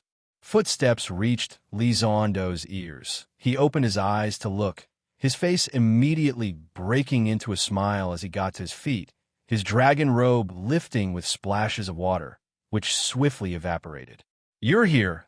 Let's have a good drink today," Li Xiandao said warmly as he looked at Guan. Ever since Guan had sent Yang Jian thousands of years ago to support Li Xiandao, the two had built a deeper relationship. Every few decades, Guan would come to drink with Li Xiandao. He no longer offered tangible assistance, merely chatting with Li Xiandao. Li Xiandao didn't expect much. In fact, being able to see Guan gave him great confidence. Just thinking of Guan gave him a fearless vigor. Sorry, the Oval Fire. Net website on Google to access chapters of novels early and in the highest quality. Guan smiled and nodded, and after a while, courtesans brought in wine and dishes, setting them on the long table. They snuck curious glances at Guan. In their lifetimes, it was the first time they saw His Majesty entertaining someone in the imperial study, and this person was quite young. While they were setting up, Li Xiandao brought up recent developments with Long Tongue. He had invested all his efforts in cultivating Long Tongue, making him a renowned prodigy across the lands and the greatest pride of the supreme mysterious dynasty. He had his own little guess, suspecting that Long Tongue was a descendant of Guan due to the Dharma aspects summoned by Long Qing on that day being too similar to Guan. Even if he were wrong, at least Long Tongue was a grand disciple of Guan. Although Guan understood his thoughts, he didn't mind. As long as the outcome was positive and the process enjoyable, he would accept it. Moreover, he quite liked Long Tongue, feeling that this lad was stronger than Long Qing, and his righteousness stood out even more than that of his other disciples. Once the courtesans had left, Guan spoke. This world will see the rise of another immortal monarch. Upon hearing this, Li Zuando's smile faded, and he furrowed his brow. Thousands of years ago, he had proactively told Guan about recruiting the followers of the profound star immortal monarch, and this also showed he trusted Guan more. The followers of the profound star immortal monarch had given him great support, so he didn't deliberately suppress them. He kept his promise by erecting numerous divine statues of the profound star immortal monarch within the imperial dynasty, but he always had reservations about the immortal monarch. Now, with another immortal monarch arising, he suddenly felt the calamities of the world weren't so straightforward. Could the appearance of the innate human race be more than just a coincidence? Guan recounted the experiences of profound, mysterious Shenren. Since profound, mysterious Shenren and Li Xiandao were of the same lineage, Li Xiandao had also visited profound, mysterious Shenren many times over the long years. Hearing of profound, mysterious Zenren's curse, Li Zuando's face turned grim. Guan was telling him these things not because he expected him to do anything, but simply as a friend, sharing the oddities he had encountered recently. Guan wasn't afraid of Tai, immortal monarch, finding out. He could change Li Zuando's fate, allowing Li Xiandao to remember these things, while others could not divine that he knew of them through Li Xiandao. If you find any errors, ads pop up, ads redirect, broken links, non-standard content, etc., please let us know. Report so we can fix it as soon as possible. Chapter 619. Wuxia saves the world. Immortal gods want to vie for the hearts of all beings in the celestial spirit great world. Li Xiandao asked, frowning. Guan was pouring himself a drink as he said, perhaps, facing the strife among immortal gods, what do you think mortals should do? After pondering for a moment, Li Xiandao replied, go with the flow, as there is a will of heaven in the unseen, as if they never existed. There was a desolate feeling in his heart as he spoke these words. Even though mortals can practice immortal cultivation, the prospect of truly ascending to immortality was so distant. Even Li Xiandao himself, as the emperor of the Tai Tsang dynasty, with all the resources of the world at his disposal, still could not see a hope of ascension. Guan, where exactly are the immortal gods? What are they thinking? Li Xiandao looked at Guan and couldn't help but ask. Guan shook his head and replied, I'm not an immortal. How would I know where they are or what they're thinking? Li Xiandao looked at him, but felt that he was no less than the immortal gods. Could it be that Guan chose to seclude himself in this great world because there were secrets unknown to others hidden here? Otherwise, why would two immortal monarchs come here? Guan heard what was in his heart, but didn't deny it. In fact, he too was wondering why the Tai immortal monarch had also come. Was it because of a grudge against the profound star immortal monarch, or for some other reason? The Tao treasure stolen from Emperor Ziwei by the celestial spirit immortal venerable was the world punishment Tao pearl. This treasure followed and Hao in his reincarnation, hidden deep within Tian Hao's soul. Guan had felt the power of this treasure. It was indeed strong, but not enough to drive the immortal gods mad. Guan was curious, but he did not pay too much attention. For now, it seemed to be just a covert struggle between two immortal monarchs and did not yet represent the celestial court. The fate of the world might change with the intervention of outer forces, but the changes would also appear before his eyes, allowing him to respond in advance. After discussing profound, mysterious Shenren, Li Xiandao brought up the prodigies of the world, knowing that Guan was not telling him these things as a warning, but just wanted to chat. There was no need to inquire all the way to the end. In the Tai Tsang imperial dynasty, he was the sky, but compared to the ethereal immortal gods, he was no different from dust. As they chatted, Li Xiandao brought up Tian Hao. Tian Hao was truly too dazzling, which made him think of an Hao. Even though, realistically speaking, Tian Hao's growth rate was more exaggerated than an Hao's, he felt that if an Hao were still around, he might not be inferior to Tian Hao. Both of them had Hao in their names, as if it signified some kind of legacy. Even with the innate human race causing chaos in the world, they could not steal the spotlight from Tian Hao, because he too was combating the innate human race, maintaining an undefeated record. Tian Hao was shedding the identity of a prodigy. Perhaps, after this calamity, he would be a giant of heaven and earth. Guan and Li Xiandao enjoyed their drinks and conversation, and gradually, Li Xiandao forgot his worries. Only in Guan's company did he not need to be overly cautious. He relished this atmosphere. Thunder rumbled and seas of clouds churned. Meteors ablaze with flames fell from the sky, smashing into the earth, which was covered by seas of fire, and the crisscrossing fissures on the ground were so shocking to behold. Suspended in midair were figures enshrouded in blood qi, all hailing from the innate human race, over 100 of them, each one with cultivation level of immortal Tao. They all looked in the same direction, their faces filled with horror and despair.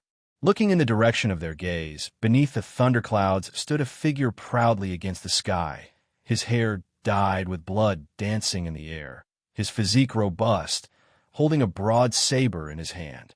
The light of the blade flowed along the edge, piercing through the clouds as countless meteors whizzed by him, striking the earth, shaking heaven and earth. It was the blood prison great saint. This was a domain of the innate human race, and the bustling city that had existed here just an hour before had now turned to ash. What exactly is that treasure? An old man stared intently at the heaven-breaking blood prison saber in the hands of the blood prison great saint, clenching his teeth as he asked. His companions around him couldn't answer him, and even those with a realm higher than the carefree, primordial, immortal couldn't understand. The gaze of the blood prison great saint turned towards the boundless sea of fire below. In one corner, flames surged into a scorching whirlwind, forming a safe zone at the center where tens of thousands of silhouettes stood. All these people were cultivators captured by the innate human race, their eyes filled with joyful surprise as they looked at the blood prison great saint. The blood prison great saint held the heaven-breaking blood prison saber aloft with one hand, a defiant smile on his face, his heart brimming with exhilaration. He had been bottled up for 80,000 years, and now this kind of slaughter-filled battle was the life he had truly longed for. Massacring the innate human race and being revered as the savior by all living beings. How could it not be joyful? Even if you beg for mercy, I shall not spare you. S.E. the Novelier. N.E.T. website on Google to access chapters of novels early and in the highest quality. The blood prison great saint declared arrogantly, laughing wildly like thunder, resounding through heaven and earth. Tens of millions of miles away, Chun Chuan and Xianxia and Xianxia stood on a cliff, with green mountains stretching out behind them and a dark, smoke-filled world ahead. Hearing the words of the blood prison great saint, they couldn't help but exchange looks. Why does it feel like this guy is the true apocalyptic evil demon? And Xianxia muttered, unable to restrain himself. Xianxia shook his head with a wry smile. Master made him a mount for a reason. At least it spared the human world one disaster. Chun Chuan didn't laugh, his brows furrowed. Don't you think it's strange how the evil demons of the innate human race seem never-ending? We've been out for 1,000 years, killed so many, but do you feel like their offensive has weakened at all? He disliked slaughter, and 1,000 years of experience has made him detest the innate human race and long to drive them out sooner. Perhaps there's a place connecting to outer heaven, with a constant stream of innate human race evil demons coming in as reinforcements, Xianxia speculated. And Shengxin's eyebrows rose. So if we don't resolve that place, this calamity won't end? Chun Chuan narrowed his eyes. That's right, we can no longer run around like headless flies. Our cultivation level might not be strong, but with the 4 Tao treasures combined, we can certainly end this catastrophe and carry on the Wuxia name. A millennium of wandering had spread the name of Wuxia throughout the human world, but Chun Chuan felt it was far from enough. His master had saved the human world many times over, yet people had forgotten him, with voices of faith in immortal gods everywhere now. This dissatisfaction was palpable. He wanted to make all living beings realize who it was that propped up the celestial spirit great world. When Xianxia heard Chun Chuan's words, his heart stirred, and his face lit up with anticipation. We could go find Celestial Demon Child and the others. Having 3 more Tao treasures would give us even more assurance, Xianxia suggested. Chun Chuan nodded, his eyes gleaming. Wuxia disciples, wielding the 7 great Tao treasures to save the world. That story would be even more spectacular. The 3 exchanged a glance, leaped forward to aid the blood prison great saint, and prepared to quickly end the final battle. Meanwhile, under the world gate, the celestial spirit god was watching them. Ever since Chun Chuan and the others had appeared, the might of the Tao treasures had caught the attention of the celestial spirit god. Tian Hao had 3 Tao treasures, and at that time, he was amazed at Gu An's capability to craft magical treasures. Now seeing that each of the Wuxia disciples held one, he was curious just how high Gu An's realm might be. Profound Star Immortal Monarch, Tai Immortal Monarch, and him. In this chess game, Golden Extreme God, you no longer have any hope for life, pitiful that you don't even know it. The celestial spirit, God, thought to himself silently. He then stood up and faced the world gate, seemingly preparing to welcome the arrival of some entity. If you find any errors, ads pop up, ads redirect, broken links, non-standard content, etc., please let us know report so we can fix it as soon as possible.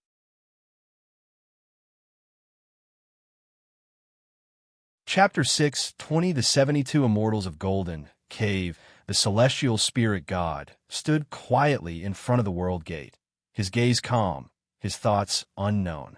Time sped by rapidly. After a long while, the world gate burst forth with strong light, dazzlingly brilliant, as 72 silhouettes stepped out, men and women both, dressed uniquely, yet all exuding an extraordinary aura, displaying the immortal light. The celestial spirit god's face changed slightly, clearly not expecting the identities of the newcomers.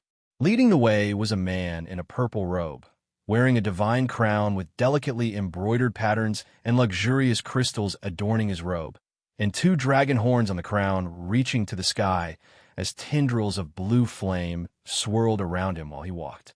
The celestial spirit god immediately greeted them with a fist-in-palm salute. The man in the purple robe didn't respond to the celestial spirit god, walking straight past him, with the others following closely behind. Celestial spirit god, you've been guarding this place for so many years, it's time to bow down to Emperor Zui. A young man, clad in golden chain armor, holding a long spear, joked with the celestial spirit god. He walked amongst the crowd, and looking at him alone, his presence was no weaker than the celestial spirit god's. The celestial spirit god didn't make a sound, and the golden-armored youth, unangered, continued forward. Watching them fly toward the depths of the universe, the celestial spirit god reflected, Tai Immortal Monarch has actually sent the 72 immortals of Jindong. It seems the Golden Extreme God is destined to die. But does the Golden Extreme God really warrant the collective arrival of the 72 immortals? The celestial spirit god thought of Guin. Could it be that Tai Immortal Monarch knew of Guin's existence? He had complicated feelings about Guin. Having once died at Guin's hands, there was enmity, but since Guin hadn't truly wiped him out and also showed immense kindness to his son, it made him unclear about his own feelings toward Guin regardless. It was none of his business, he just needed to sit here and watch. As the years meander by, 5,000 years had passed since Gu and helped profound, mysterious Zhenren lift the curse. While the whole world was contending with the innate human race, they couldn't completely eradicate them. Guin had also tried, quietly eliminating a wicked innate human race evil demon, but without receiving any lifespan notification. This innate human race had entangled themselves with a bizarre karma power related to the Golden Extreme God, Perhaps their lifespans had long been controlled by him. Unable to seize lifespans, Guan grew indifferent to further action, leaving it to the beings of this world to solve on their own. Although he didn't take action, it wasn't a sign of his indifference. His disciples acted at his behest, having saved countless lives over 5,000 years. Wuxi's fame had spread, and sects throughout the world knew of Wuxi's existence. Celestial Demon Child, Chun Chuan, and others hadn't exposed Guan's name. The world only knew of their origin from Wuxia, oblivious to the master of Wuxia. On this day, the weather was clear. Guan was instructing an Xian in the cultivation of the Immortal Emperor's Eye. Ever since she had been stimulated by Tianhao's celestial Tao destiny to a breakthrough, her comprehension of the Immortal Emperor's Eye grew deeper. Although far from Guan's level of achievement, she could now wield the power of the Immortal Emperor's Eye. Her Immortal Emperor's Eye divine power wasn't karma divine power, but a kind of devouring strength that could consume everything, turning into her own power in a short time. This was a very practical divine skill for combat. The power gained from devouring was temporary, but in evenly matched battles, this could instantly turn the tide. She had only just begun to comprehend.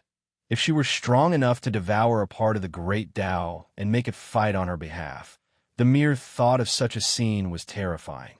Years had passed, and though Zin's comprehension was awakening, her combat talent was not exceptionally high. Now, with the Immortal Emperor's Eye, she finally had the qualifications to compete with Tianhao. However, the Immortal Emperor's Eye was not related to the cause and effect of the Celestial Court, and it was not advisable to use it casually after leaving the dojo.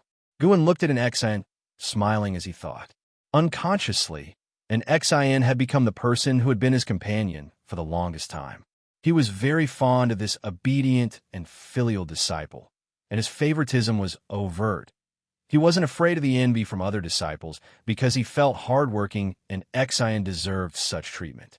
The mentor and disciple duo sat in the bamboo grove, an Xian with her eyes closed.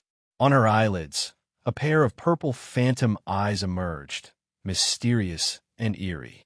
Bamboo leaves fluttered down, one landing on Zin's head.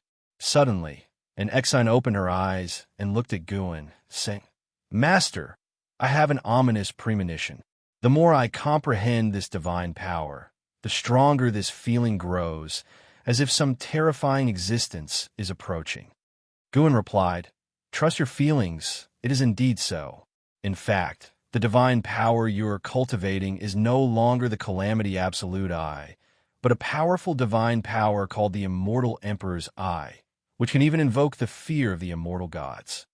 An Xian felt this way because the number of immortal gods in the celestial spirit great world was increasing.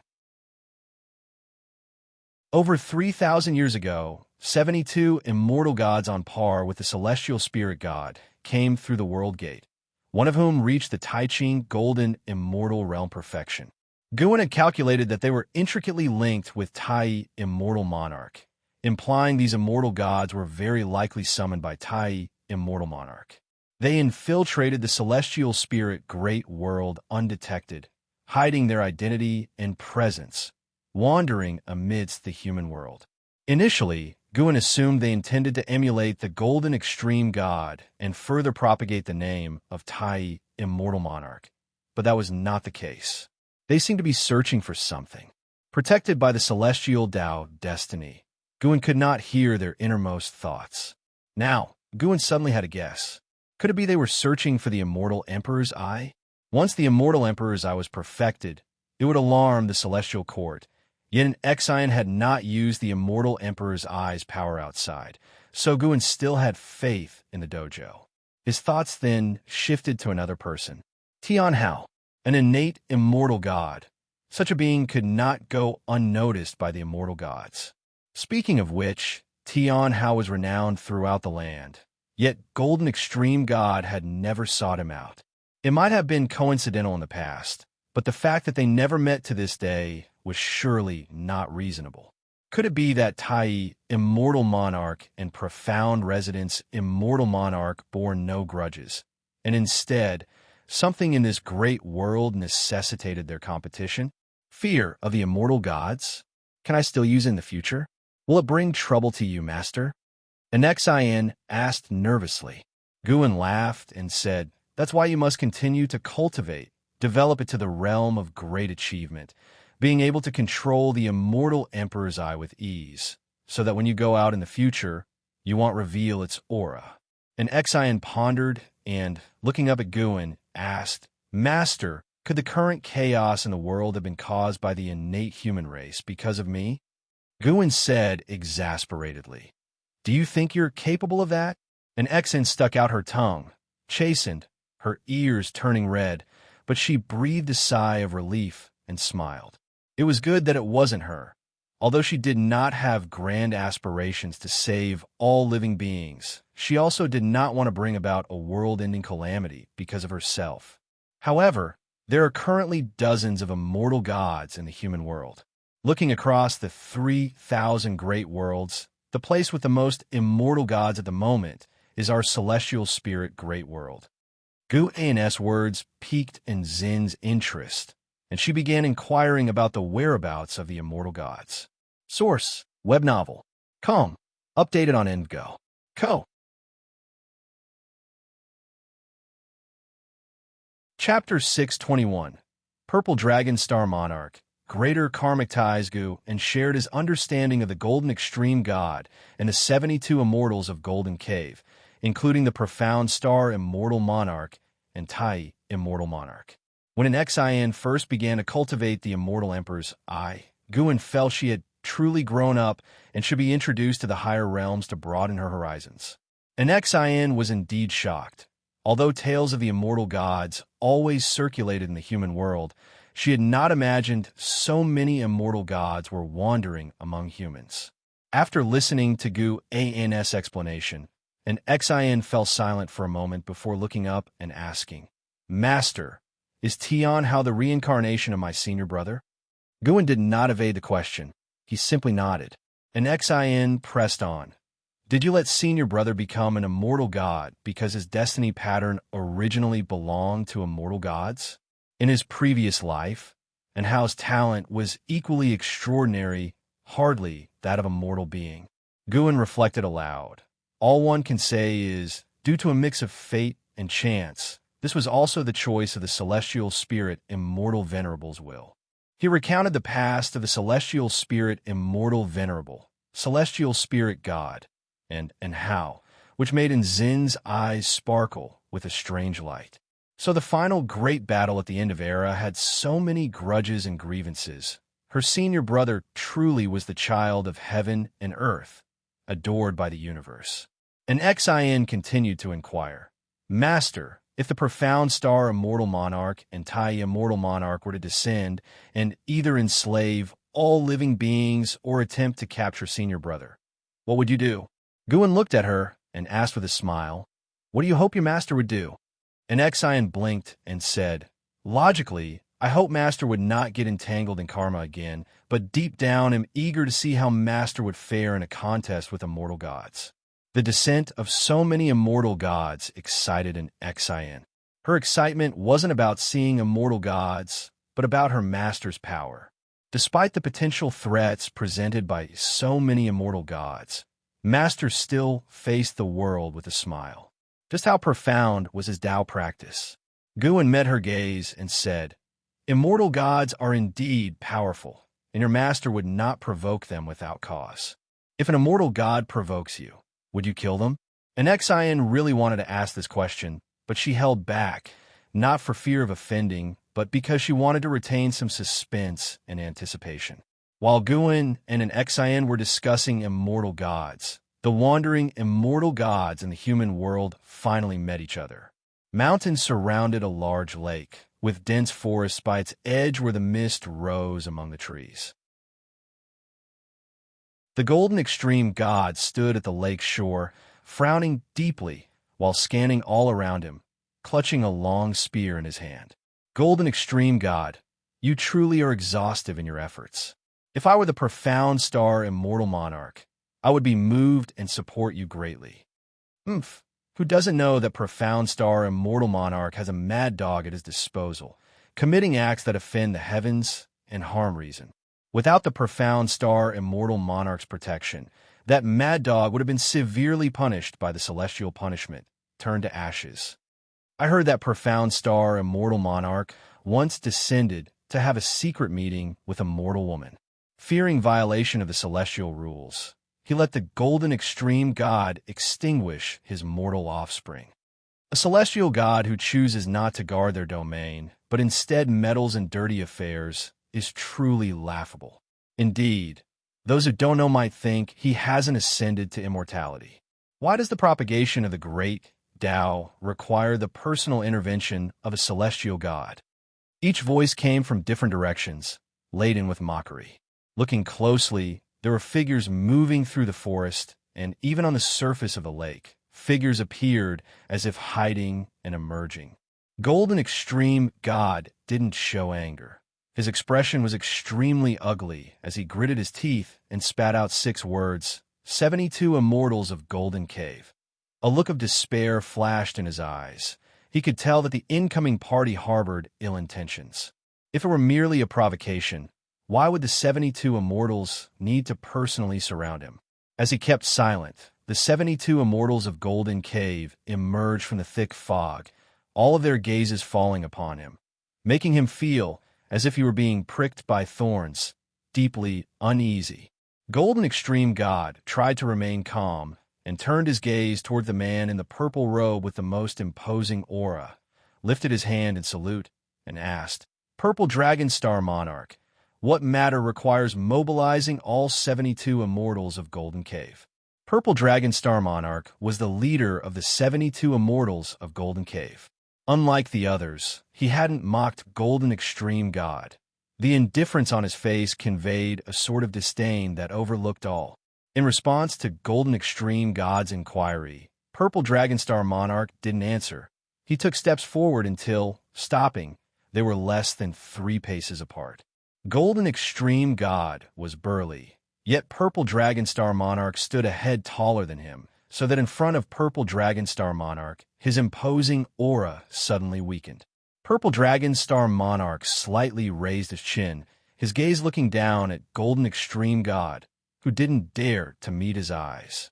"Do you really think Profound Star Immortal Monarch sent you here to preach the Tao? You are, after all, a celestial god," Purple Dragonstar Monarch asked. Golden Extreme God's eyes flickered as he replied, "I serve the Immortal Monarch, and I dare not ask too much. My only task received was to preach the Tao." Purple Dragonstar Monarch's expression remained cold as he continued, "What the celestial spirit Immortal Venerable stole from the Ziwei Immortal Palace all those years ago wasn't just the world punishment Tao Pearl." Golden Extreme God looked up at him, his eyebrows knitting together as if he truly didn't know about this. "Do you think Celestial Spirit Immortal Venerable managed to steal the world punishment Tao Pearl right before Emperor Ziwei's eyes for nothing? That pearl also harbored an even greater karma, and that was the true intention of Profound Star Immortal Monarch. Both Immortal Monarchs have sensed the destiny pattern of that existence being born." Purple Dragon Star Monarch spoke softly, his eyes turning sharp as he continued, "Currently, only the 2 Immortal Monarchs are aware of this matter, but it might not remain so in the future. Therefore, the less who know about this, the better." Golden Extreme God's face changed dramatically. He instinctively tried to step back, but a ray of golden light enveloped him, preventing any movement. With great difficulty, he looked up to see a golden umbrella unfolded above his head. The other immortals of Golden Cave continued approaching, while the gaze of the Purple Dragon Star Monarch in front of him became increasingly dangerous. "Are you planning to slay a god?" Golden Extreme God looked back at Purple Dragon Star Monarch, his voice edged with resolve. Expressionless, Purple Dragon Star Monarch replied, "Under the brilliance of heavenly Tao, how could we disobey the celestial rules? But we do need you to sleep for a period." As his words fell, He struck Golden Extreme God's chest with a palm, immediately destroying Golden Extreme God's physical body and turning him into specks of golden light. Then he withdrew his hand, and the myriad golden specks shrunk into his palm, coalescing into a golden pearl. He tossed it aside nonchalantly. In a three-headed golden cave, Immortal caught the golden pearl, immediately popping it into his mouth, beginning to chew and then swallow it down. The Immortals of Golden Cave observed this scene with mocking smiles. A female Immortal looked at Purple Dragon Star Monarch and said, "Elder brother, we've waited so many years, yet we still haven't found him. In my opinion, why don't we crush this great world? If he's truly here, he would reveal himself." Her words garnered support from many of the other Golden Cave Immortals. No, this is, after all, the Great Thousand World. Even though destroying the Great Thousand World would not result in too severe a punishment for us, such an act would inevitably draw more attention. A great world that could gather and be destroyed by us. If you were in that position, wouldn't you have second thoughts? An elder Immortal spoke up, his gaze fixed on Purple Dragon Star Monarch. Purple Dragon Star Monarch looked towards the celestial vault in the distance. The karma of this great world has been altered, but fortunately, legends still remain in the human world. Next, let's search for the supporting Tao Sword Venerable. The being granted entry by the supporting Tao Sword Venerable has been born into this world, and perhaps pursues the same goal as us. He likely hasn't left. Source: web novel. Com. Updated on Indgo. Co.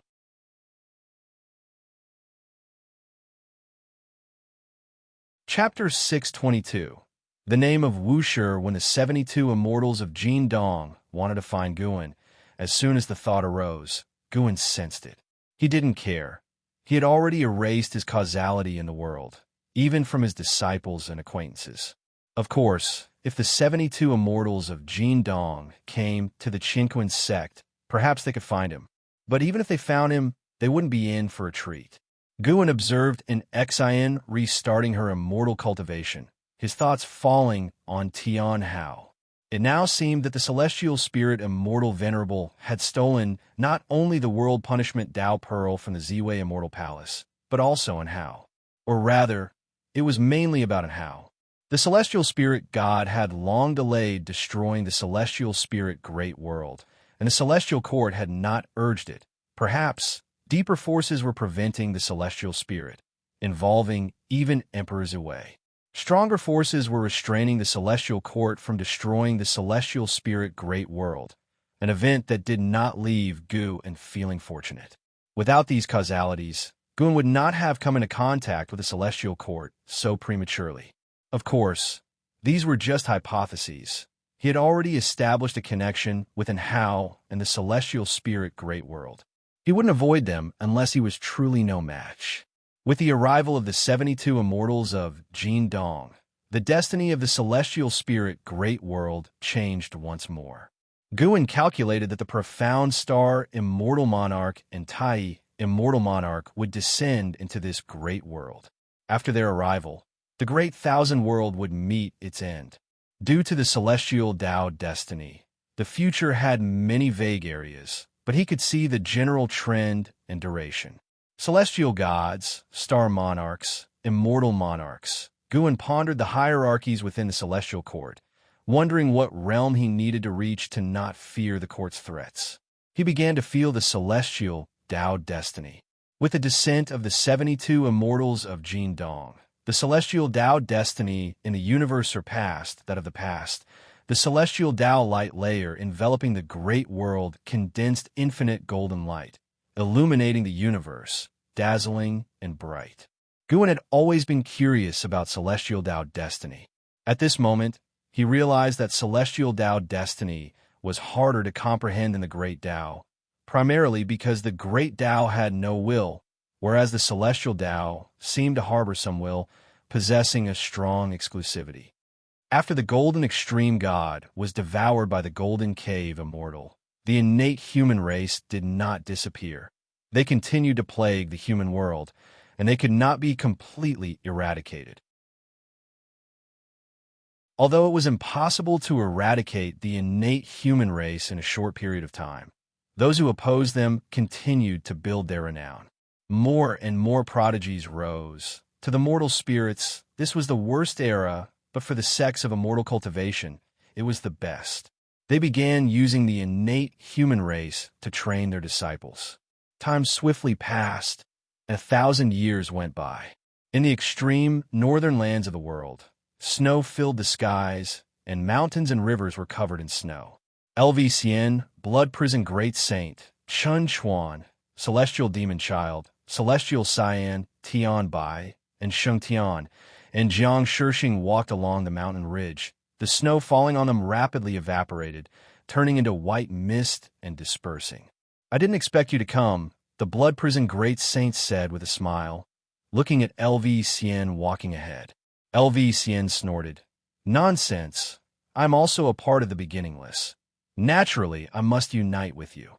In these years, he had fought alone, creating a significant reputation. Although not as famous as Tian Hao, he was still among the top prodigies in the world. Hearing that the beginningless were gathering to save the world, he rushed over. Dao treasures could sense each other and even communicate, so coming together was not difficult for them. Hearing Xian's words, the others joined in the conversation. "Indeed, we should show the great cultivators across the world the prowess of our beginningless. The Shanghai Profound Yin sect even dared to besiege me and the Blood Prison Great Saint. We must teach them a lesson," proclaimed in Hao. "Our primary target is to eliminate the calamity of the innate human race. Once this tribulation is over, we'll settle scores with those sections. With the cooperation of the 8 Dao treasures, no one in this world can stop us. The only mystery is what kind of entity the innate human race conceals behind them. Let's hope it doesn't alarm the master." Everyone discussed, brimming with confidence, a confidence imparted by the Dao treasures. After thousands of years of battles, they had grown significantly, each making progress. The least among them had reached the elevation of carefree, primordial immortal, while the Blood Prison Great Saint and Celestial Demon Child had even ascended to the divine immortal of wondrous Dharma realm. The Dao treasures contain the intents of different great Daos, always ready to aid them in enlightenment. During battles, the intent was maximum. Thus, every battle brought them profound insights. As the beginningless disciples moved forward, several figures dashed through the distant snowy fog, disappearing. They headed in the same direction as the beginningless disciples, who paid them no heed. In the subsequent times, many surpassed them, vanishing into the fog ahead while they maintained a steady pace, discussing both their individual feuds and the affairs of the world. After a long time, they walked through swathes of fog and reached the edge of cliff, standing side by side and looking ahead to a majestic icy lake. Nestled among mountains, the high surface of the lake threatened to flood over the peaks and deliver a cataclysm to the lands behind them. Looking around, the cliffs surrounding the icy lake were crowded with countless figures grouped by forces, with tremendous demons swirling in the clouds above. The scene was truly awe-inspiring. Xian gazed down at the icy lake and asked, "Is this the source of the innate human race? Why haven't any evil demons emerged from it in these days?" Celestial Demon Child responded, "Unclear, but the world is abuzz with this news, and with so many sects rushing here, there must be some basis." Others sent their divine sense toward the icy lake, and quickly sensed a vast aura swirling beneath, blocking all attempts at spying with divine sense. Sensing this unfathomable aura, the beginningless group's expressions turned solemn. Not only them, but the newly arrived cultivators of other sects also changed color at this discovery. A figure descended from the sky, landing behind the group, who turned and smiled in pleasant surprise. It was Tian Hao. Tian Hao laughed and greeted fellow Taoists, brothers, sisters. "It has been a while. I knew you would come." They immediately gathered around him, chattering away. In the distance, disciples of the Qianquan sect watched this scene, exchanging looks of curiosity about Tian Hao's relationship with the beginningless group. The leading Gu Chengdao watched the scene, his expression unchanging, as he led his disciples towards an unclaimed peak. Various sects deliberated what might be hidden beneath the icy lake. Due to Tianhao, the beginningless group attracted considerable attention, and soon, the news that Tianhao originated from the beginningless spread, making all sects warier and more curious about the beginningless. The Tao treasure of beginningless was renowned across the world, as up to now, no one had defeated a beginningless Tao treasure, even those whose realms far surpassed the disciples wielding them. The actions of beginningless over the years have been very conspicuous. Now, hearing that Tianhao came from beginningless inspired awe in all who heard. Could the beginningless possibly be a force even stronger than the Tao court, capable of producing the number one pride of heaven? Suddenly, an immense oppressive force descended, followed by a voice echoing across the icy and snowy lands. I am Elder Fu Chan of the Tao court. I will open the barrier beneath this lake. Only fellow Taoists who have reached the ninth heaven of the immortal path may enter the lake with me.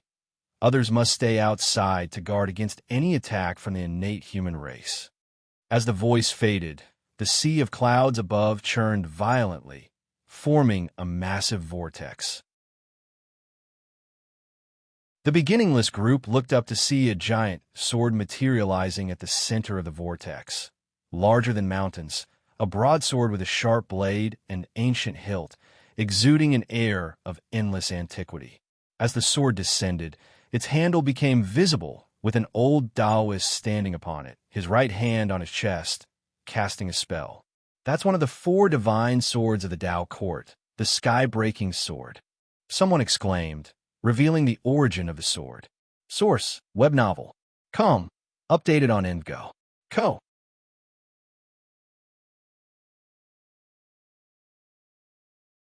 Chapter 623. The Strategy of Golden Cave. Gazing at the imposing sky-breaking sword, the cultivators from various sects were shocked, while the people from Taoist field of the beginningless compared this sword with their Tao treasures. They found that although the sword was stronger, it did not possess the great Tao intent like the Tao treasures. The reason their Tao treasures were not as strong as the sky-breaking sword was still because their Tao practice was not sufficient. If they had the cultivation level of the Tao court elder Fu Chun, the Tao treasures in their hands would definitely be more terrifying than the sky-breaking sword. They looked at the sky-breaking sword and began to fantasize about how powerful their Tao treasures would be at their strongest stage. Tianhao also summoned his 3 Tao treasures: Divine Punishment, Celestial Punishment, Immortal Punishment, 3 Tao spears hovering around him, exhibiting their respective glories. The blood prison great saint glanced at him, his eyes filled with envy. It was said that these 3 Tao treasures could also condense formations, and their offensive power was considered the strongest among Tao treasures. The blood prison great saint could only envy silently. He knew he was no match for Tianhao, but he believed he would surpass Tianhao one day. Tianhao was already standing on his own, and given this situation, it was unlikely that he would return to the Taoist field of the beginningless often. Even though his relationship with Gu and would not end, it would inevitably become distant. The blood prison great saint had seen such situations several times, and Hao, Yang Jian, Long Qing, all considered themselves extraordinary, but after leaving Guan, they either died or vanished into the mortal world. As he had stayed by Gu An's side all along, he had now become divine immortal of wondrous Dharma and wielded a Tao treasure exclusive to himself. He had inquired and found out that those who reached the stage of divine immortal of wondrous Dharma within 1,000,000 years were considered to have exceptional talent and immense destiny, and he had reached this realm in less than 100,000 years. If there had been no Tianhao in the world, he would have been at the pinnacle of the cultivation speed. Thinking of this, the blood prison great saint smiled, no longer envying Tianhao, and even started to look forward to the future. Will Tianhao regret his current choice billions of years later? And by then, he would surely regard immortal gods as mere trifles. The more the blood prison great saint thought about it, the more excited he became, even forgetting to pay attention to the ice lake. The sky-breaking sword continued to descend, and the surface of the ice lake surged with flame-like icy vapors, as if a giant hand wanted to block the sky-breaking sword. Standing on the hilt of the sky-breaking sword, Dao Court Elder Fu Chun's eyes turned cold. An immense and boundless aura erupted from within him, making the sky-breaking sword flash with sword light. Boom! The sky-breaking sword trembled, then plunged violently downwards, hitting the surface of the ice lake, and the terrifying aftermath forced the cultivators for various sects to retreat en masse, immediately gathering their mana to resist. The weakest of the cultivators who were able to come here were of the realm of celestial and earthly immortals, possessing the ability to fly to outer heaven. But at this moment, facing the power of the sky-breaking sword, they all felt as feeble as insects. After pausing for a moment, the sky-breaking sword abruptly pierced through the ice lake. The celestial demon child only felt the world before her eyes suddenly shatter. She blinked subconsciously, and when she reopened her eyes, the sky-breaking sword was already gone. She saw innumerable Dao Court cultivators descending from the sky like a flurry of carp and diving into the ice lake. Looking down, she saw that the surface of the ice lake had shattered, revealing a vast black hole, flickering with blood-colored lightning, resembling the entrance to hell, a sight that struck terror into the heart at mere glance. The voice of the blood prison great saint came from beside her. We should also go down. Staying behind Dagar is not a task for us from the beginningless. As soon as he finished speaking, he took the lead and rushed downwards, with LV Xian, Chun Chuan, and Xianxia following closely behind. The celestial demon child came to her senses and, along with the others, flew downwards. Tian Hao watched from a distance towards Xinquan's sect. Gu Qingdao gave him a nod, and he immediately followed the beginningless crowd into the black hole of the ice lake. After crossing a dark area, the celestial demon child felt the world spinning as she descended from the sky, arriving in a dim world. The ground was scorched red, not a blade of grass in sight, and white bones dotted the landscape like snowflakes. Giant mountains in the distance spewed hot magma. The sky was covered in rolling black clouds, oppressively looming, and the black hole above the celestial demon child's head seemed terrifyingly vast, as if a great hole had been torn in the celestial vault. We should stick together in this place. Something is not right here. Xianxia spoke, and the others had no objections, quickly gathering together. Out in the world for thousands of years, Xianxia's strength was not the top among them, but his steadiness and meticulousness made him the backbone in their actions. Chun Chuan looked towards the distance, observing the Dao Court cultivators flying like a dragon towards the faraway lands, and his sword-like brows furrowed. For some reason, upon entering this realm, he felt an indescribable horror, unable to control his emotions. Tian Bai cautiously asked, "Do you all feel like we're being watched?" And Xianxia surveyed the surroundings and responded, "Indeed, everyone be careful. We can't afford to be complacent just because we have Dao treasures. They'll lead the way. Follow me." Blood Prison Great Saint spoke up and then flew off in one direction, not following the main Dao Court force. The others followed closely, each tightly holding their own Dao treasures. Before long, as they were still flying, a sudden, overwhelming and terrifying aura burst forth from afar, startling them into an immediate halt. "Foolish mortal spirits, you dare to burrow into hell itself, truly seeking death." A cold voice echoed through the heavens and earth. Following that, a bloodlight swept across the celestial vault, stirring the boundless sea of clouds. Instantly, the Dao treasures in the hands of the beginningless group lit up protective shields, blocking this surge of impact. Despite that, they all still felt the shock. Xianxia, Celestial Cyan, and Tian Bai had blood trickling from the corners of their mouths, faces filled with terror.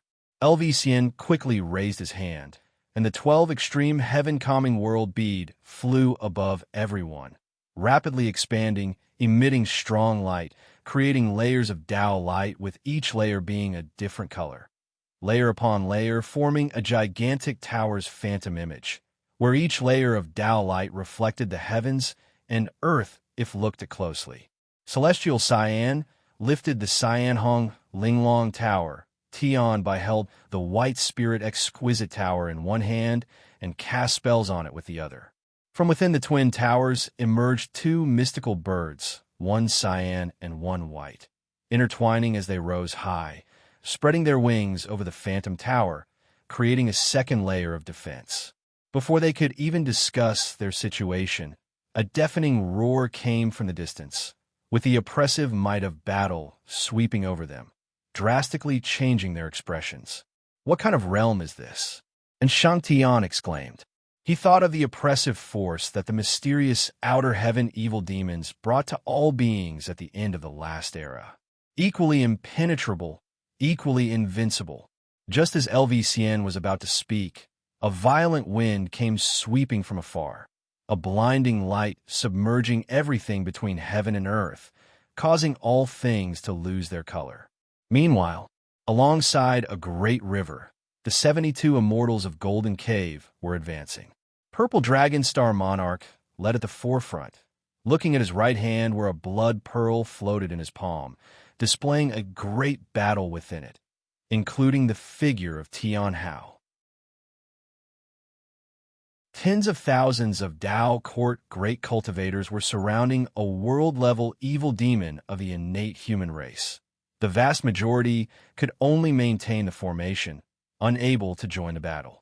Tian Hao's figure was reflected in Purple Dragon Star Monarch's eyes. The golden armored youth floated next to him, curiously observing the blood pearl in his hand. This Tian Hao has an ordinary destiny pattern, but considering his age, his cultivation level is quite impressive, the golden armored youth remarked, clicking his tongue in amazement. As an immortal god, just one glance at Tian Hao is enough for him to know Tian Hao's background. Purple Dragon Star Monarch, emotionless, said, "With such talent, his destiny pattern cannot be ordinary. Maybe someone has concealed his destiny pattern. Oh, could he be the one we're looking for? Could it have been the work of Celestial Spirit Immortal Venerable?" The golden armored youth pressed on. Purple Dragon Star Monarch replied, "We'll know soon enough." He lifted his left hand, fire igniting at his fingertips, quickly forming Golden Extreme God Soul Body. Golden Extreme God looked up at him, eyes full of fear. Without saying much, Purple Dragon Star Monarch tossed his soul body into the blood pearl. The golden armored youth laughed playfully. No need for Golden Extreme God to act. That world conceals a heaven-encompassing free immortal, enough to force out the person behind the scenes. Purple Dragon Star Monarch spoke softly, and not try to force out Celestial Spirit Immortal Venerable or supporting Tao Sword Venerable, but Profound Star Immortal Monarch. The golden armored youth was momentarily stunned. Then his face broke into an excited smile. He turned to the immortals of Golden Cave behind him and exclaimed, "Hey, we're going to battle Profound Star Immortal Monarch." The Golden Cave immortals had various expressions. Some were as excited as the golden armored youth, while others frowned with worry on their faces. However, no one voiced objections. They just directed their gazes towards Purple Dragon Star Monarch. Source: Web Novel. Com. Updated on Indgo. Co.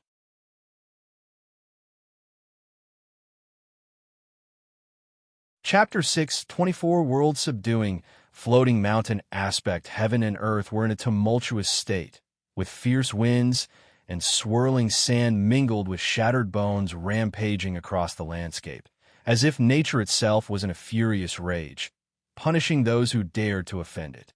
Tens of thousands of great cultivators from various Dao courts were arrayed in a formation, spanning over tens of thousands of miles. Their immense mana converged into a giant azure formation, its light piercing the sky. Within the light, silhouettes of azure fish could be seen fleeting across, and within the formation, azure winds formed streams converging upon 7 great cultivators. These 7 great cultivators were all profound Yuan free immortals, with cultivation levels that reached the heavens and penetrated the earth. Their mana made it difficult for the tens of thousands of great cultivators maintaining the formation, almost all of whom were trembling. The 7 profound yuan-free immortals were jointly attacking a colossal figure that was 100 zhang tall. No matter how they attacked, they could not shake this colossal figure. This figure, with its upper body bare, resembled most of the evil demons of the innate human race. It had disheveled hair and held a dark, long saber in its hand. Its body was surrounded by a bloody aura, which blocked all spells and divine skills from all directions. Despite the divine skills employed by the Dao Court's profound yuan-free immortals, they simply couldn't penetrate the bloody aura surrounding him. He had his eyes closed, seemingly still in slumber, unaffected by the attacks around him. Meanwhile, more cultivators were continuously arriving from distant places, joining the encirclement. Those from the Taoist field of the beginningless had also arrived, and Xianxia widened his eyes and swallowed nervously, asking, "What realm is that guy in?" Every cultivator aligned in the Dao Court's formation seemed profoundly inscrutable to him, not to mention those 7 great cultivators within the formation. So many powerful beings gathered, yet unable to shake an evil demon of the innate human race. Perhaps resolving him could end the calamities brought by the innate human race. Xian mused solemnly. The stronger the opponent, the more excited he became. If the Dao Court could resolve the innate human race, how would they have a chance to showcase their prowess? Suddenly, a tremendous presence emanated from behind those of the Taoist field of the beginningless, startling them and causing them to turn their heads. Not just them, but the other cultivators who were fighting also turned to look, only to see a rainbow light speeding towards them like a rushing sun. In a flash, the rainbow light soared over the heads of those from the Taoist field of the beginningless and directly entered the formation, which offered no resistance to it. The rainbow light halted, its brilliance dissipated, and a Taoist in white robes appeared. He had the youthful appearance of an elder and held a horsetail whisk. His long eyebrows and beard emphasized his transcendent aura. He looked at the 100 zhang tall figure and said, "Elder Zhu, long time no see."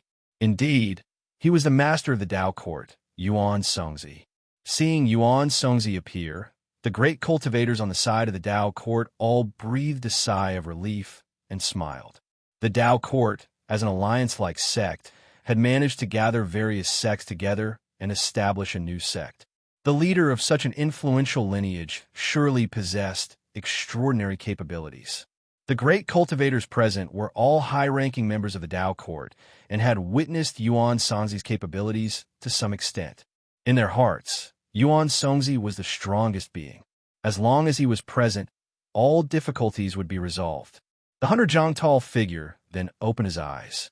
He looked at Yuan Songzi, his fierce face showing no change in expression, and said, "You're called Yuan Songzi, right? It indeed hasn't been easy for you to come to this great thousand world and to possess such immense fortunes of heaven and earth." Yuan Songzi smiled and replied, "It has indeed been eons, and the world has transformed tremendously since we last parted. Being able to meet in this great world is also destiny. But I wonder, Elder, how did you come to find yourself in such a state?" Hearing Yuan Songzi knew the evil demon of the innate human race, the cultivators of the Dao Court looked at each other in bewilderment. They did not take the matter lightly and continued maintaining the formation. Those from the Taoist field of the beginningless were also curious. Led by Xianxia, they flew towards the back of the 100 zhang tall figure. Offending beings one should not provoke leads to such consequences, yet you still have a slim chance of survival. You should leave quickly. The being referred to as Elder Zhu responded, his tone indifferent but not forceful. Yuan Songzi said helplessly, "I'm already the sect leader of a sect, bearing the lives of all living beings in the world. How can I flee? For what the elder suggests, it seems you too are compelled against your will. In that case, I can only apologize as I must offend." As his voice faded, he raised his left hand and gently swung it, causing a majestic green mountain to rise up behind him, swiftly growing flowers, grass, and trees. These trees quickly took root and sprouted, growing enormously large as if a divine army stood upon the mountain. The green mountain surged into the clouds at an incredible speed, expanding in bulk in less than 2 breaths of time, filling the space within the formation and leaving the cultivators outside staring in astonishment. Even for those from the Tao court, it was the first time most had seen such a mountain. As soon as the mountain appeared, Elder Zhu's oppressive presence was immediately weakened. Is it a divine skill or a magical treasure? Such terrifying suppressive force. Even though separated by the formation, I feel my mana being restrained. The master of the Tao court is said to be the greatest great cultivator of our time, possessing the finest treasures and divine skills of anyone. It seems that the rumors are not unfounded.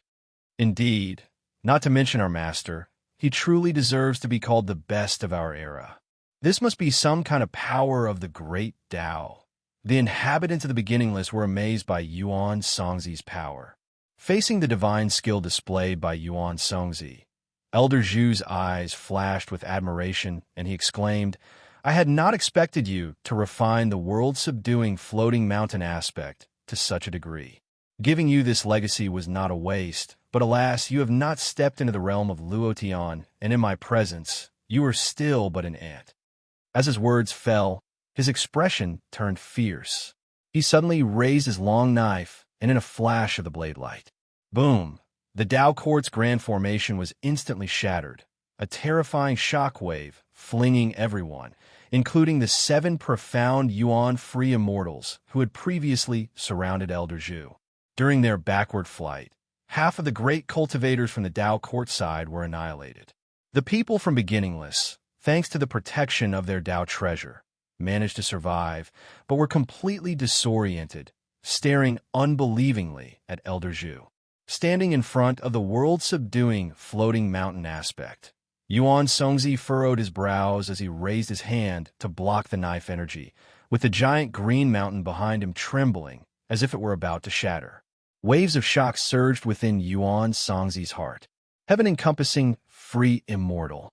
He had not expected Elder Zhu to have reached such a realm. He remembered that when they had first met, Elder Zhu had lamented that he could not surpass the profound Yuan realm in this lifetime. In an instant, many terrifying possibilities flashed through Yuan Songzi's mind, considering Elder Zhu's current state. To eradicate all of you, and to cut in half the destiny of the celestial spirit great world. Yuan Songzi, blame only your fate that your cultivation level cannot see through the consequences behind this. Elder Zhu's voice sounded again. Yuan Songzi's expression changed drastically as an unimaginable terrifying power assaulted him, leaving him unable to resist. Boom! Yuan Songzi's robe shattered, resembling a burst of blood flowers, as he fell into the giant green mountain, which immediately broke apart. The blade energy swept across the land, cutting through the world-subduing floating mountain aspect, severing the earth, and reaching to the very edge of the heavens, seemingly poised to split the whole world in two. Although the inhabitants of Beginningless were not directly in the path of the blade energy, they were still blown towards the horizon by the aftershocks, unable to defend themselves. Their Tao treasure could only protect their lives. With this slash, outside the world, in reality, all living beings looked up to see a magnificent blood-red rainbow in the celestial vault, splitting the sky into two. Even Xianxia at the Taoist field of the Beginningless saw it. Sitting in front of the artifact refining cauldron, Xianxia turned to glance at Guan not far away, reclining on a chair reading a book, and asked, "With such commotion, aren't you planning to take action?" She could feel the oppressive force from Elder Zhu, which, despite the great distance, filled her with terror. Such a being was beyond any worldly power to confront. Source: Web novel. Com. Updated on Indgo. Co.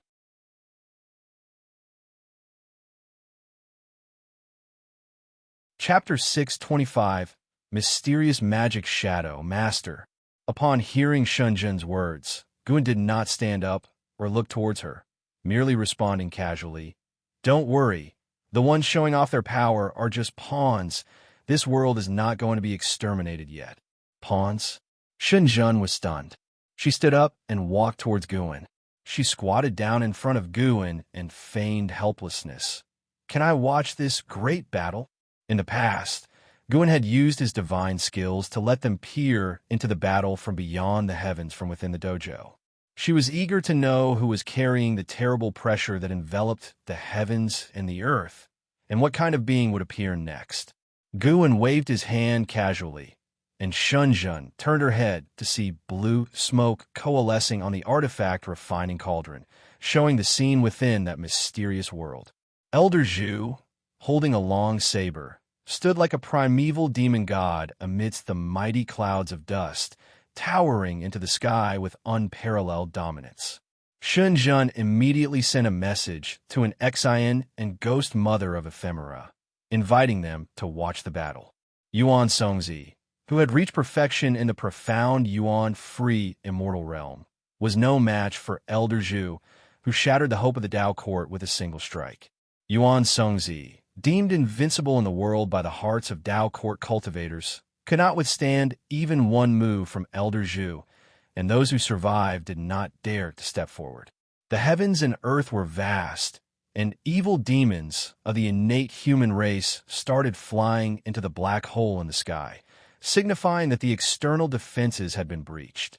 "I had intended to slowly grind you down, but you insist on delivering yourselves to death. The calamities brought by the innate human race to this world are not of an apocalyptic nature." The voice of Elder Zhu boomed, deafening and stimulating every cultivator's divine sense. Upon witnessing his power, most people indeed felt regret, thinking they should not have come. The followers of Wuxia burst out of the rolling dust clouds and regrouped, looking towards the gigantic figure in the distance with eyes full of terror. "Blood prison great," Saint muttered under his breath. "This is tough to chew." The aftermath of just one strike had already left them in such a sorry state. How terrifying might it be to face this evil demon directly? The others also found themselves in a predicament. Parting now would leave them with a sense of unwillingness. If this battle did not end the innate human race, then the human world would be utterly doomed unless their master intervened. LV Xian suddenly frowned, his gaze locking onto a figure in the distance. It was Tian Hao. While everyone else was retreating in fear, Tian Hao was the only one charging towards Elder Zhu. 3 Dao spears glowed with mighty aura, shielding Tian Hao as he quickly approached Elder Zhu. The 100-meter-tall Elder Zhu looked down at Tian Hao, his eyebrows slightly furrowed. The innate human race had been descending upon the celestial spirit great world for thousands of years. Although he had not appeared in the world, he had been paying attention to the human world and was aware of Tian Hao, the contemporary greatest prodigy of the world. With his insight, he had determined that Tian Hao's destiny pattern was extraordinary, yet he could not fathom it, indicating that a transcendent being was protecting Tian Hao. He did not want to get involved with such a person. Although he was now a prisoner, he was not foolish. With so many worlds in the Great Thousand World, the Golden Extreme God had chosen the celestial spirit Great World and made them pawns. Clearly, this world contained a great cause and effect. When he sensed that the strongest person in the celestial spirit Great World was merely at the stage of the profound Yuan-free immortal realm, his wariness of the celestial spirit Great World deepened. Tian Hao looked at Elder Zhu, his eyes devoid of fear. He knew he was no match for the elder, but he had to stand up and show the world through his actions that they had no room to retreat, and they must fight. Many gazes and divine senses fell on Tian Hao, bolstering his courage. He grasped the divine punishment spear, pointing it at Elder Zhu, and said, "With your abilities, the innate human race would have swept the world long ago. Who exactly is supporting you from behind? Could it be one of the immortal gods rumored in the world?" A figure appeared beside him out of thin air. It was the master of the Dao court, Yuan Songzi. Yuan Songzi looked all right, just pale. He spoke gravely. Child, do not act recklessly. This man is named Zhu Guanghan. In another great thousand world, he was once the leading prodigy, with talent not inferior to yours. Moreover, 100 billion years ago, he was already at the stage of the profound Yuan free immortal, and now he has reached even higher levels. He knew Tian Hao. Although not a disciple of the Tao court, he admired Tian Hao and did not want him to perish here. Profound Yuan, free immortal. 100 billion years ago, Tian Hao's face changed. The cultivators who could enter this realm all had high cultivation levels, and even though they were far away, they could clearly hear Yuan Songzi's words. Everyone's expression dramatically shifted, a chill emerging from their hearts as they struggled to comprehend the kind of being they were facing. Zhu Guanghan, hearing Yuan Songzi's words, did not respond, only looking at them coldly. Tian Hao, despite his recklessness, realized the gap and did not dare to make rash moves. The world fell into an eerie silence. Yuan Songzi sensed something was amiss and frowned. Who are you waiting for? More and more evil demons of the innate human race appeared in the distance. They did not attack, merely standing far away, making the atmosphere in the world increasingly oppressive. It wasn't just Yuan Songzi. Other cultivators also sensed something wrong. At that moment, rolling clouds of blood appeared above Zhu Guanghan, moving rapidly, drawing everyone's attention. What is that? Celestial Cyan widened her beautiful eyes and asked softly. Even a usually talkative blood prison great saint fell silent at this moment, his gaze fixed on that mass of blood chi. He could sense that a being even more terrifying than Zhu Guanghan was about to descend. And Zhu Guanghan did not even look up. What did that indicate? It indicated that the Comer was an associate of Zhu Guanghan. Zhu Guanghan alone had already made them unable to resist. Why then was there an even stronger presence arriving? What exactly had brought them here? Soon, a golden light pierced through the mist of blood, illuminating heaven and earth, and a figure with an invincible aura descended. It was none other than the Golden Extreme God. The Golden Extreme God, a true God incarnate, looked down upon all with disdain, showing no signs of the embarrassment of being suppressed by the 72 immortals of Jindong. Upon his arrival, everyone felt a sense of awe, even feeling an impulse to kneel, including Yuan Songzi. The disparity in realms was simply too vast. Even Tian Hao stared dumbly at the Golden Extreme God, void of any desire to fight in his eyes. Within the golden light, the gaze of the Golden Extreme God focused on Tian Hao, seemingly piercing through him. The Golden Extreme God did not speak.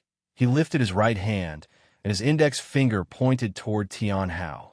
Tian Hao, immobilized by the aim, felt an overwhelming sense of suffocation, causing his pupils to constrict. Far below the world gate, the celestial spirit God opened his eyes, and amidst the intense light, his eyebrows slightly furrowed. Su Jin, who was cultivating in the Qinquan sect, also opened her eyes and clutched her chest, feeling restless. Could it be Howard? Su Jin furrowed her brows, mumbling to herself. She wanted to get up, but not knowing where to find Tian Hao, she had no choice but to sit back down. Facing the pointed finger of the Golden Extreme God, Tian Hao could only hear his own heartbeat, intense like never before. For the first time, he felt that he might actually die. This feeling was horrendously awful. Yuan Songzi wanted to intervene, but he found himself unable to move. He could only watch as Tian Hao stood beside him, facing death. Suddenly, several figures appeared before Tian Hao, led by the people of Wuxia, each holding a Tao treasure. They lined up, 8 Tao treasures radiating Tao intent, forming a spectrum of light that shielded the front. Tian Hao inexplicably breathed a sigh of relief. His 3 Tao spears also burst forth with Tao intent, merging with the Tao intent of the other Tao treasures to collectively resist the Golden Extreme God. The golden extreme god stared at the people of Wuxia, his eyebrows knitting together. He could see that these treasures were not simple. Having witnessed Xian in combat before, the Dao treasures had made an impression on him, but he had not anticipated that there would be so many of such treasures. Interestingly, his divine sense enveloped heaven and earth, yet he failed to detect the presence of these Dao treasures. Wuxia, who is backing you up? The golden extreme god asked, managing only to deduce the name Wuxia, which remained mysterious in his predictions. Yet he was not afraid, for he had someone behind him as well, and not just the profound star immortal monarch. Beyond the boundaries, the 72 immortals of Jindong were also observing. The people of Wuxia did not respond. They simply exhausted all their strength to resist the aura of the golden extreme god. Although the Dao treasures were strong, the gap in their cultivation levels compared to the golden extreme god was too vast. Even without the golden extreme god taking them seriously, they struggled to withstand his presence. Tian Hao, watching the backs of the celestial demon child, blood prison great saint, and others, felt profoundly touched. These were the people who had watched him grow up, and in his heart they were like family. Watching his senior brothers and sisters protect him, he also felt a thrill of excitement. As a child, he had fantasized about fighting alongside his brothers and sisters, almost forgetting about his childhood hopes.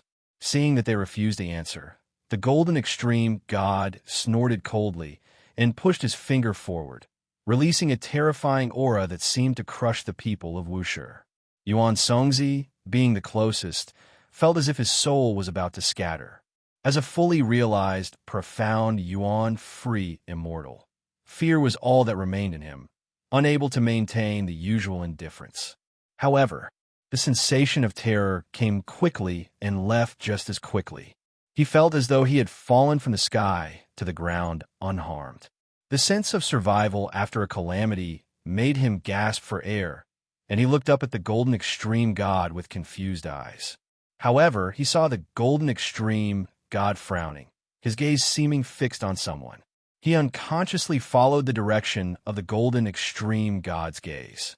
There, he saw a figure enveloped in dark purple demonic qi standing above Tian Hao. Tian Hao, Xian, and others also turned their heads to look. Tian Hao turned around, his face showing astonishment, while Xian, celestial demon child, and others breathed a sigh of relief. 80,000 years had passed.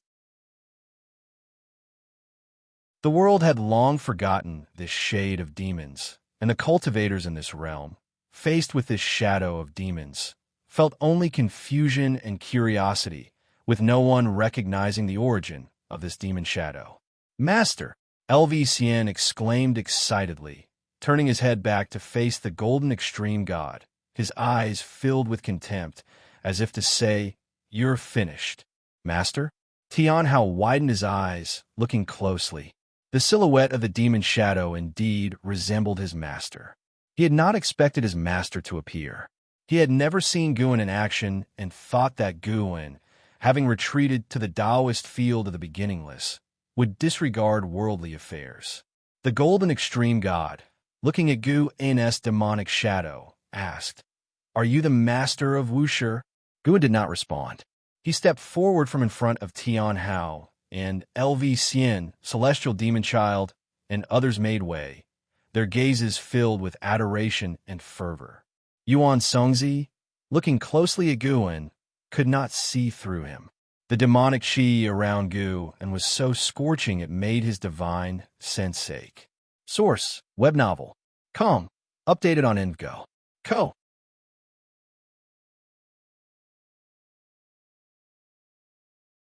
Chapter 626.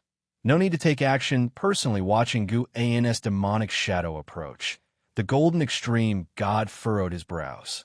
Although he couldn't see through the demonic shadow, he wasn't afraid. He was a celestial god, blessed by the celestial Tao destiny, and even if he couldn't overcome his opponent, he wouldn't be completely obliterated from existence. The golden extreme god didn't inquire about Guan's origins, as asking would be meaningless. However, this fellow dared to walk directly towards him. And, as a celestial god, he wouldn't just wait to be killed. His right palm lifted, facing Guan. His expression was cold and indifferent. All cultivators, the innate human race, and evil demons fixed their gaze on Guan's demonic shadow, including Tianhao and Lvcn. Tianhao looked the most expectant and excited. Although he had sparred with his master, the gap in the cultivation level was vast, and he had no idea how strong his master truly was. Moreover, he had never seen his master fight a life-and-death battle with an enemy. He had only heard from his senior brothers and sisters about the past, which made him long to see his master's powerful side. A golden red light gathered in the palm of the golden extreme god. Lightning intertwined, resembling billions of demon birds screeching. The lightning illuminated the faces of all living beings between heaven and earth, making their expressions shift between light and dark. The heaven and earth began to tremble. The ground split open as if the world was about to collapse, permeated with a suffocating and dangerous aura. Yuan Songzi, who was nearby, could feel the terrifying power of the golden extreme god. His gaze fixated on Guan, and he made a guess. Could it be the supporting Tao, Sword Venerable? Has he not left? Although Yuan Songzi had never seen the supporting Tao, Sword Venerable manifest a demon body, he had heard of the legend and even felt the supporting Tao Sword Venerable's formidable aura when battling with the celestial spirit god and the silent destruction god emperor. He could only think it was the supporting Tao Sword Venerable. The supporting Tao Sword Venerable hadn't left. As Guan drew closer to the golden extreme god, more and more cultivators recalled the legend of the supporting Tao Sword Venerable. The golden extreme god raised his right hand above his head, the clouds above pierced by golden lightning bolts, which then interwove in his palm. Nature's spiritual energy rushed forth, forming violent winds that howled, making the trembling of heaven and earth even more intense. Zhu Guanghan watched Gu, and with curiosity filling his heart, he silently stepped back, not interfering with Guan's confrontation with the golden extreme god. In the eyes of Tianhao and others, Guan, who walked towards the thunder, appeared so powerful, his silhouette exuding an unshakable aura. The golden extreme god swung his hand towards Guan. Endless golden lightning from all directions of heaven and earth struck at Guan with a devouring force. Boom! Sir, the novel fire. Net website on Google to access chapters of novels early and in the highest quality. The vast golden lightning was instantly dispersed, and the golden extreme god vanished in a flash. The 100-foot-tall Zhu Guanghan widened his eyes in disbelief. He and his kin were enslaved by the golden extreme god, so he knew very well how fearsome the golden extreme god was.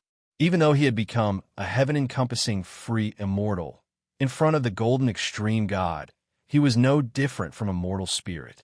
Such a powerful celestial god was completely no match for this man. He hadn't even seen how Guan made his move, but he was sure that the golden extreme god hadn't merely dodged and disappeared, but was obliterated body and soul. However, a celestial god could resurrect using the celestial Tao destiny, so it was challenging to kill him thoroughly. Therefore, he didn't pay attention to the golden extreme god, but kept his eyes on Guan, filled with fear. Everything happened too fast. Previously, the golden extreme god seemed capable of destroying heaven and earth, but now the entire world was returning to calm. No one spoke, and most of the cultivators were dumbstruck, staring at the demonic shadow. Guan halted his steps, slightly tilting his head as if glancing sideways at Zhu Guanghan, who wore a gloomy expression and did not turn to flee. He had long been a prisoner, with nowhere to escape, and he knew he couldn't escape, so he could only wait for his end. Meanwhile, in the courtyard of Taoist Field of the Beginningless, Shenzhen and Exen and Ghost Mother of Ephemera were staring at the illusion above the artifact refining cauldron. All three women widened their eyes, then turned their heads to look to the side.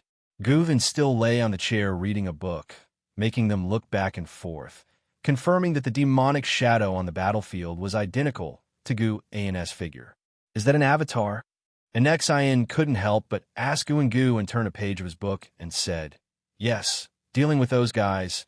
Why should I personally take action? I'm very busy, okay? Whether it's immortal gods or the innate human race, none can grant him lifespan. Hence, he naturally couldn't be bothered to act personally." Shunjun, curious, watched the illusion above the artifact refining cauldron and discovered she couldn't perceive the cause and effect of that demonic shadow. You should know that she could even scrutinize the destiny of celestial spirit gods, but she couldn't see through an avatar of Guin. How high exactly was Gu An's true cultivation level? Even after coexisting for more than 80,000 years, no one still knew Gu An's true cultivation level. Ghost Mother of Ephemera was also curious about this, feeling very emotional in her heart. Encountering Gu and was truly a tremendous opportunity. She became increasingly grateful to Guin. What she had done could be replaced by anyone else. On the contrary, Guin had given her opportunities that no other beings could obtain. On the shattered blood-red ground, whether they were cultivators or the innate human race, all stared blankly at Guin. The stronger the momentum displayed by the golden extreme god previously, the greater the shock brought to them by Guin. The innate human race felt even more desperate. In their eyes, the golden extreme god was the most powerful being, a capable and terrifying immortal god who brought them eternal despair. Yet such a being was annihilated in an instant without any ability to resist. They were doomed. The innate human race that arrived in this realm were mostly the pillars of their community, and they were clearly aware of the consequences of this expedition. Many from the innate human race, also evil demons, showed a relieved expression. Compared to tortured life, if like the golden extreme god, they could instantaneously turn to ash and smoke, wasn't that a form of liberation? And painless at that, Zhu Guanghan thought so as well. Thus he harbored no thoughts of resistance and quietly awaited the arrival of death, his gaze continuously fixed on the demonic shadow of Gu, and very formidable. "Are you the supporting Dao sword venerable?" A playful laugh rang through the heavens and earth, the voice youthful, reminiscent of a young boy. Figures appeared out of nowhere around Gu all shimmering with dazzling immortal light, illuminating the entire dim heaven and earth. Tian Hao, Yuan Songzi, and others were startled awake by the sudden arrival of the 72 immortals of Jindong. Upon seeing the 72 immortals of Jindong for the first time, they instinctively felt the same reverence as they had toward the golden extreme god. They even felt that most of these individuals were stronger than the golden extreme god, especially that person, Tian Hao, Yuan Songzi, and the others from the beginning list unconsciously locked their gaze on the purple dragon star monarch. The stature of the purple dragon star monarch was notably taller than the other Golden Cave immortals, his aura overwhelmingly powerful. Looking at the purple dragon star monarch, their imagination of an invincible person materialized in that moment. "Do you know what background he has?"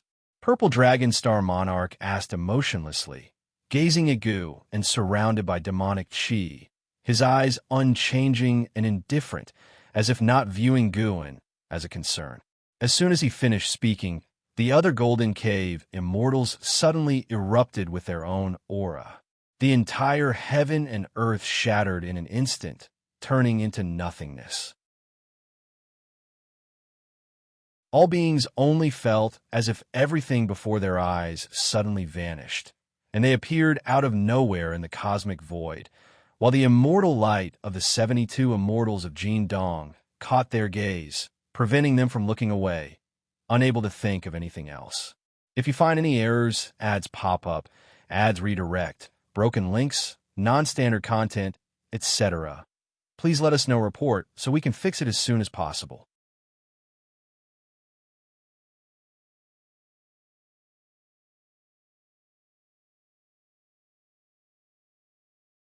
Once the Golden Cave Absolute Immortal Array was deployed, Those outside the formation could only feel the grandeur but could not personally experience the oppressing force. However, simply witnessing the immortal light of the Golden Cave absolute immortal array made them feel their insignificance, as if they would be reduced to ashes upon mere contact with the immortal light. Guan's demonic shadow remained silent, waiting for either the profound residence, immortal monarch, or Tai, immortal monarch. From a causal deduction perspective, it was unlikely that either of the two immortal monarchs would intervene, at least not in the short term. Guan looked at the 72 immortals of the Golden Cave, contemplating how to deal with them. To kill them was definitely impossible to accomplish thoroughly. Even if annihilated, they could be resurrected through heavenly Tao. It would be possible to seal them like he dealt with the celestial spirit god, preventing their resurrection and letting them endure the torment. Seeing that Guan refused to speak, the Golden Cave immortals grew furious, and one burly Golden Cave immortal immediately spoke. "Elder brother, destroy him. Since the person we are looking for is right before us, why worry so much? We are immortal gods." As immortal gods, they had absolute confidence. Becoming an immortal signified immortality.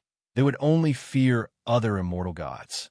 Facing someone of higher realm who wasn't an immortal god, they weren't scared at all. The celestial court was their greatest backing. Over the endless years, they had experienced innumerable tribulations and faced every possible scenario. The purple Dragonstar monarch deeply looked at Guan and nodded slightly.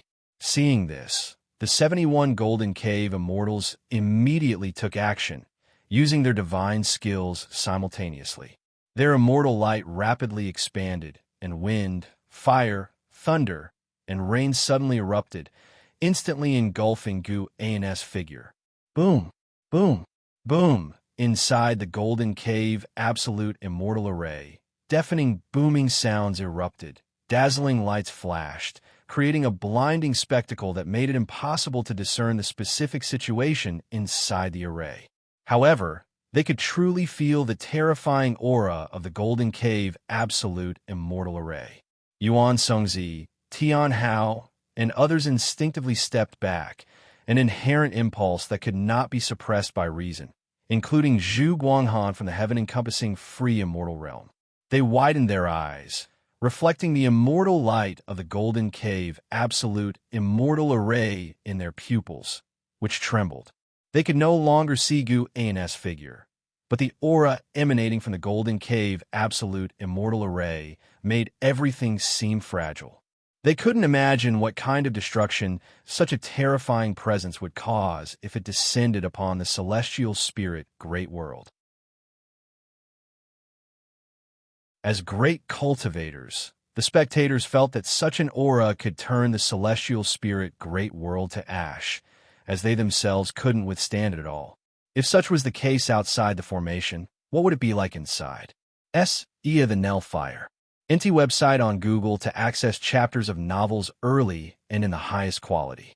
As this thought emerged in everyone's minds, the Golden Cave absolute immortal array suddenly dispersed, revealing Guan's figure, who reached out and grabbed. The 72 immortals of Jin Dong transformed into 72 beams of golden light that flew into his hand, quickly shrinking and disappearing without a trace. Following this, Guan clenched his fist, and 2 beams of purple light appeared on his face, shrouded with demonic qi. The surrounding void abruptly changed, and the scarlet world reappeared, making everyone feel as if they were in a different era. By the time they regained their senses, Guan had vanished. The world fell silent, and the sound from the Golden Cave absolute immortal array gradually disappeared.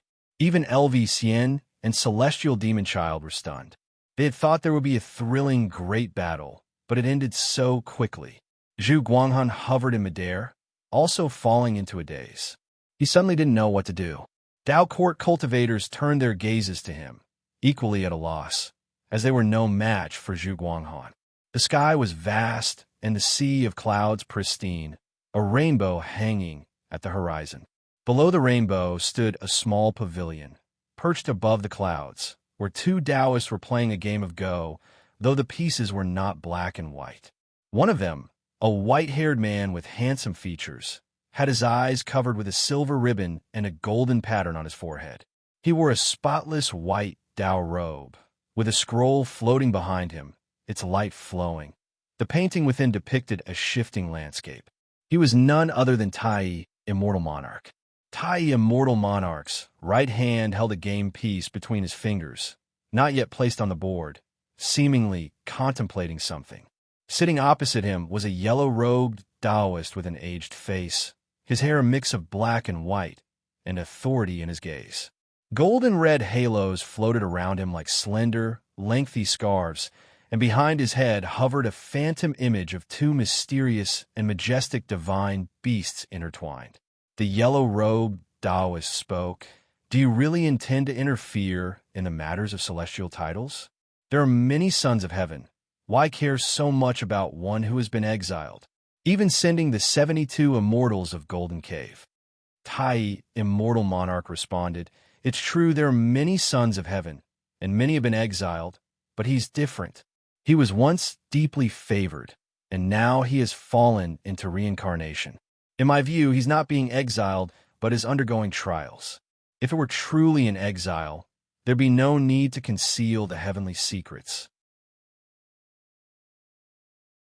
The yellow-robed Taoist shook his head and chuckled. Tai, Immortal Monarch, then placed his piece on the board. Not many sons of heaven can ascend to the palace of the pole star, but he was able to write from birth. I will never forget the scene of thousands of immortals surrounding him. The yellow-robed Taoist teased with a smile. "For that, you would contend with Profound Star, Immortal Monarch? You should know that Profound Star, Immortal Monarch has backing. As long as it does not violate celestial rules, what does a big backing matter?" Tai, Immortal Monarch, retorted.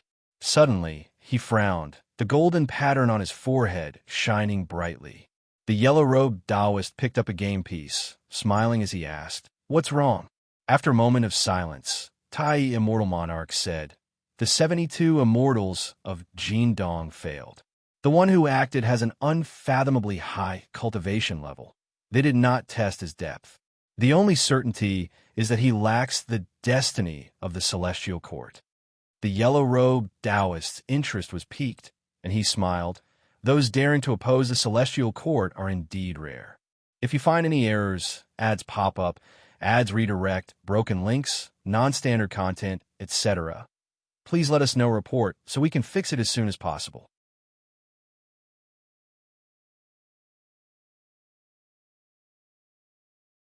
Chapter 628.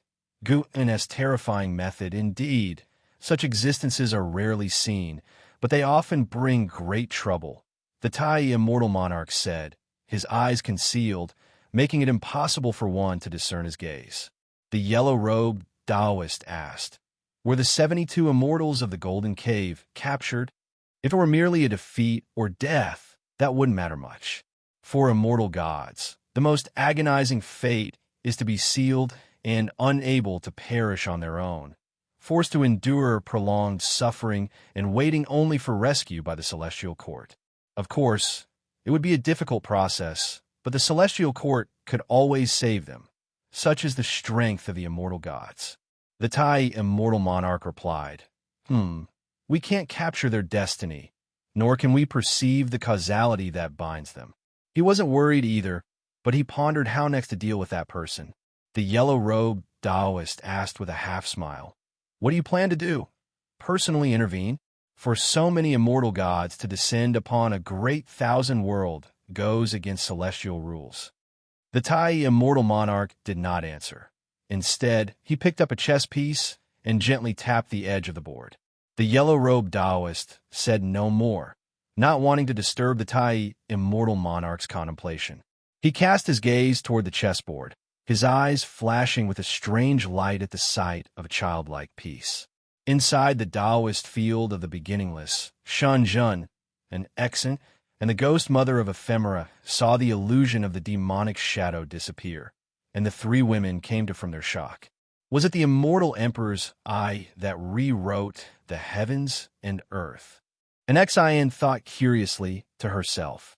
Before the void reverted to the mundane world, she had seen the divine light of the immortal emperor's eye flash across Guin's face, brief but unmistakable.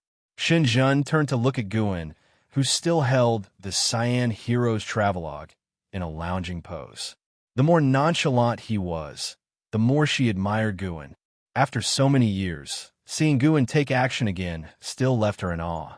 At that moment, Guin's demonic shadow appeared out of thin air beside his true self, then dissipated into smoke, leaving behind 72 tiny orbs of golden light floating in the air.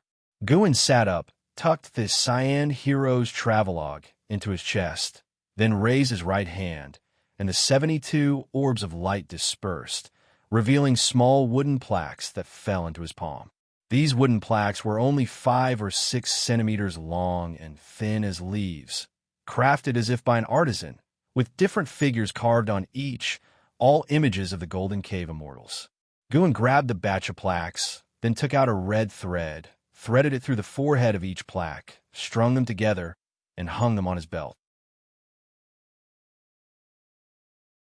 An XN, Xianxia, and the ghost mother of Ephemera witnessed this. Their eyes widened, and their perception challenged severely. Transforming living beings into such small trinkets was already astonishing, and these plaques originated from beings of great power.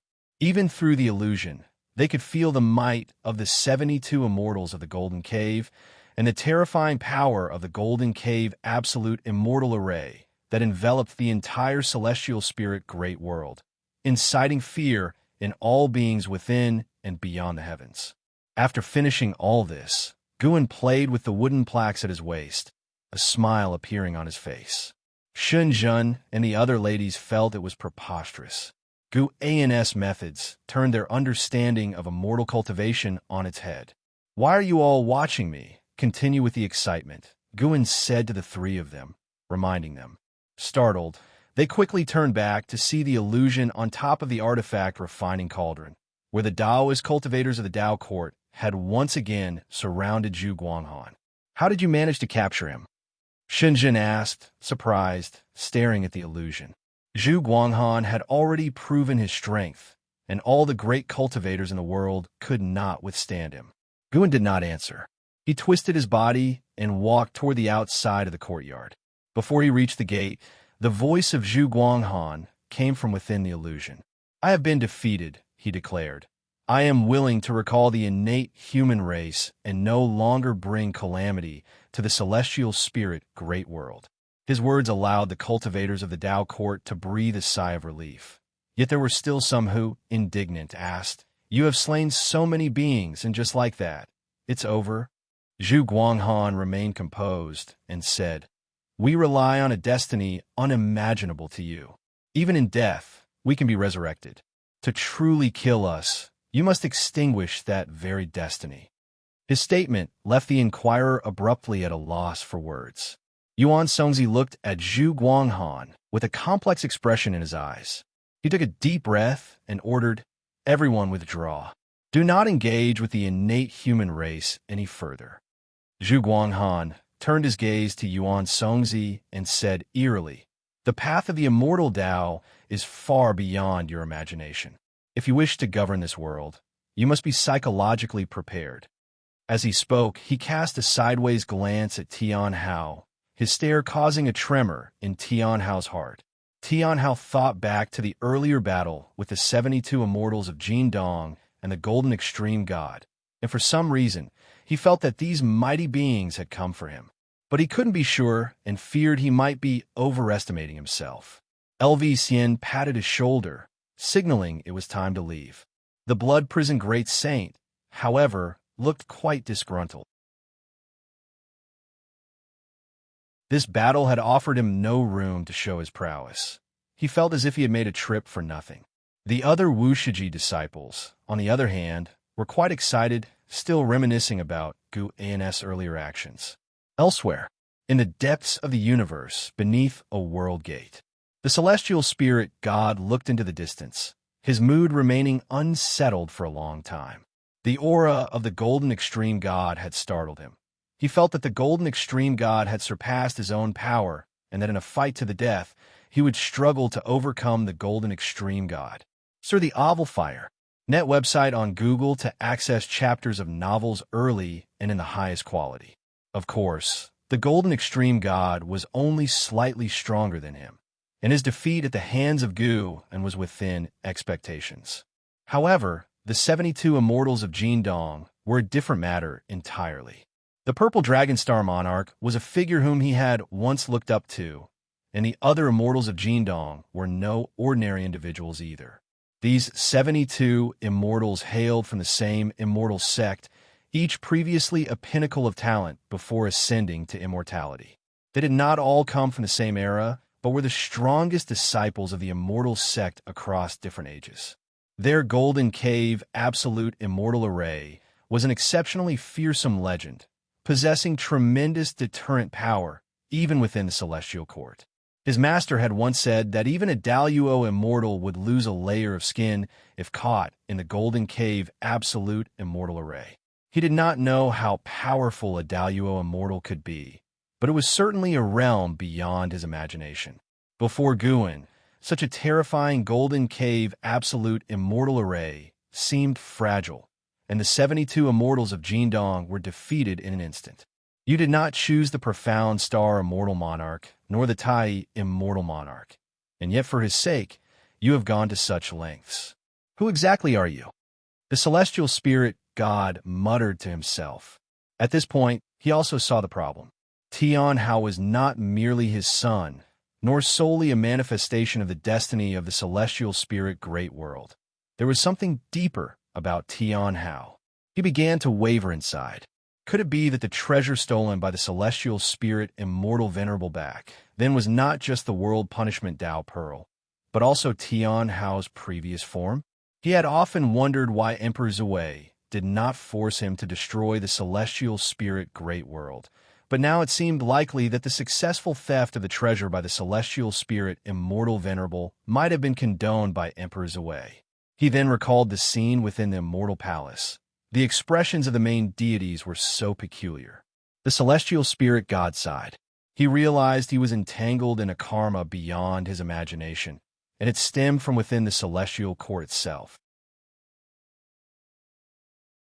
Such karma could possibly cause him to lose his celestial Tao immortal position and be reduced to ashes. As an immortal god, one is eternally indestructible. But if stripped of the immortal god status, death would inevitably follow. The celestial spirit God's eyes flickered as he felt the time had come to make a choice. He stood up and walked toward the celestial spirit great world, his silhouette resolute and determined. If you find any errors, ads pop up, ads redirect, broken links, non-standard content, etc., please let us know report so we can fix it as soon as possible.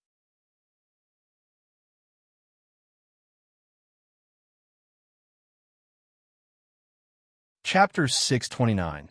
The tip of the iceberg of the celestial court, the setting sun dipped westward, and the Qinquan sect's main city bustled as it always did. Inside an inn, Guin and the celestial spirit god, who had taken the form of Baisheng, sat beside a third-floor window, drinking. The third floor was vast, divided into small rooms with windows, and even though every guest room was full, there was no clamor. The celestial spirit god looked at Guin, recalling the times they had roamed mountains and played by the waters, outwitting bandits, back when Su Jin had not yet transformed. That experience, albeit brief, seemed quite delightful upon reflection. He couldn't fathom Guin. He had entered reincarnation without any memories. It was understandable to do such things in that state, but why had Guin accompanied him on those travels? In his eyes, Guin was very strange. Guin was the most terrifying being he had ever encountered. He was merely a celestial god in the celestial court, and his understanding of the celestial court was very one-sided. He couldn't make comparisons. Someone as powerful as Guin, however, enjoyed playing in the human world and even relished drinking with mortals. The Guin in battle and the one at leisure were two completely different personas, making it hard for anyone to associate him with both states. Guin looked at the celestial spirit god and smiled. "It's rare that you seek me out. How is it? Isn't drinking here more interesting than sitting idly beneath the world gate? The celestial spirit god didn't answer the question. He stared intently at Guin and said, "You didn't kill me. Aside from fearing the celestial court, you must have intentions of subduing me, right?"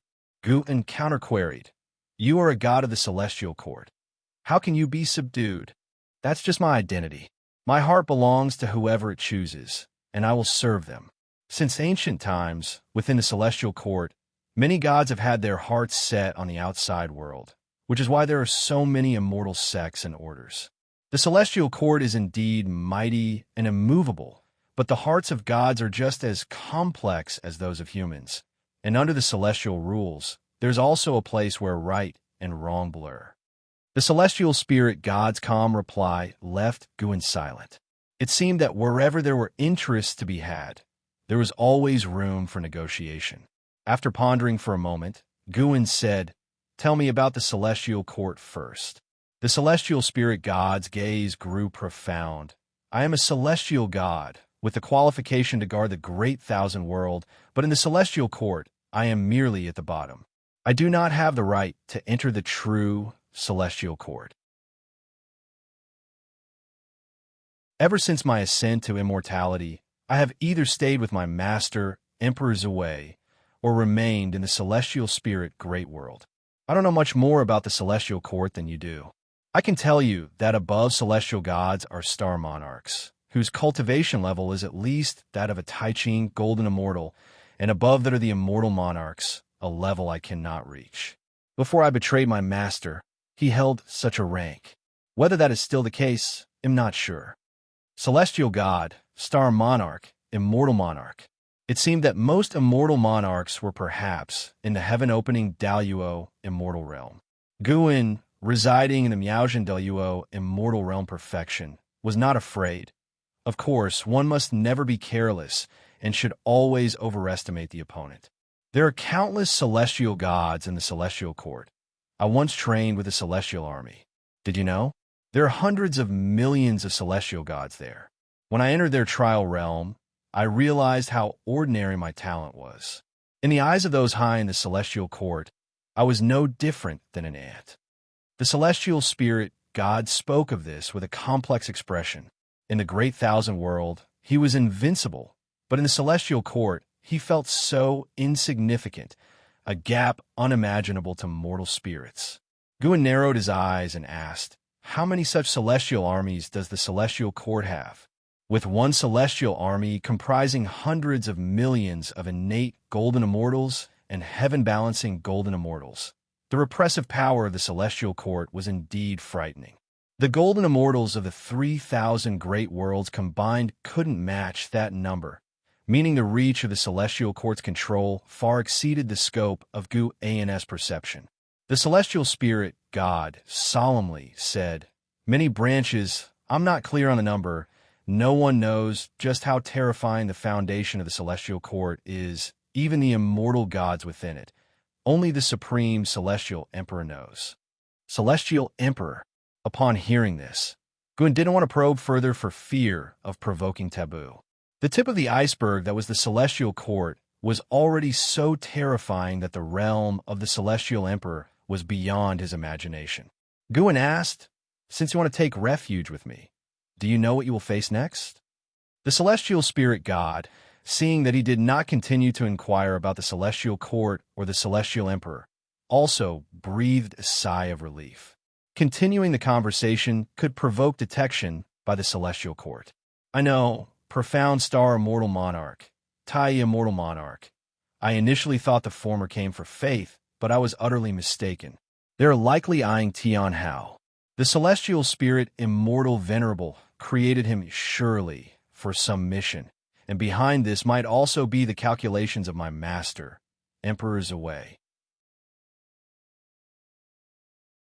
I'm unclear on what he's scheming or the true origin of Tian Hao, but attracting the attention of two immortal monarchs means that even if you resolve them, there will still be bigger troubles ahead." The celestial spirit god said calmly. Mentioning profound star immortal monarch and Tai immortal monarch, there was neither fear nor worry in his demeanor. He believed Guan could handle these two immortal monarchs. Given this, you still wish to help me? Is it because of Tian Hao? Guan looked at him and asked. The protection of the celestial Tao destiny prevented Guan from hearing his thoughts, but based on Guan's understanding of him, he wasn't one to lie.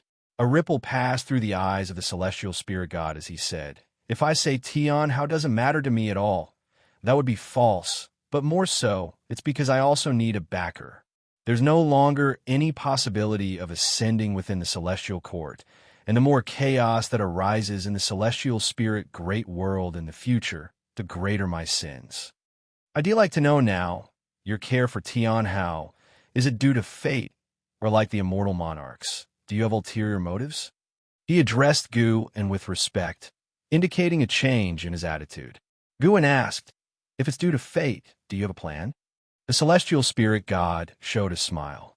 Before coming, he had speculated that if Guan had ulterior motives, he would have acted long ago. There would have been no need to wait for the immortal monarchs to come. And over these years, he had watched Tian Hao live carefreely. Guan showed no signs of controlling Tian Hao. The celestial spirit god said, Actually, resolving this is not difficult. With Tian Hao's talent and destiny pattern, he could be sent to a god stronger than the immortal monarchs, and the immortal monarchs would have no reason to act against the great thousand world. Once Tian Hao leaves, they can only swallow their losses in silence. With that said, he couldn't help but sigh, though it was unclear for whom. Xianxia, the novel Fire. Net * website on Google to access chapters of novels early and in the highest quality. Do you have a god worthy of entrustment? Guan hesitantly asked. Located at the bottom of the celestial court, the celestial spirit god seemed to have no escape. Could he still find a way out for Tian Hao? The celestial spirit god shook his head.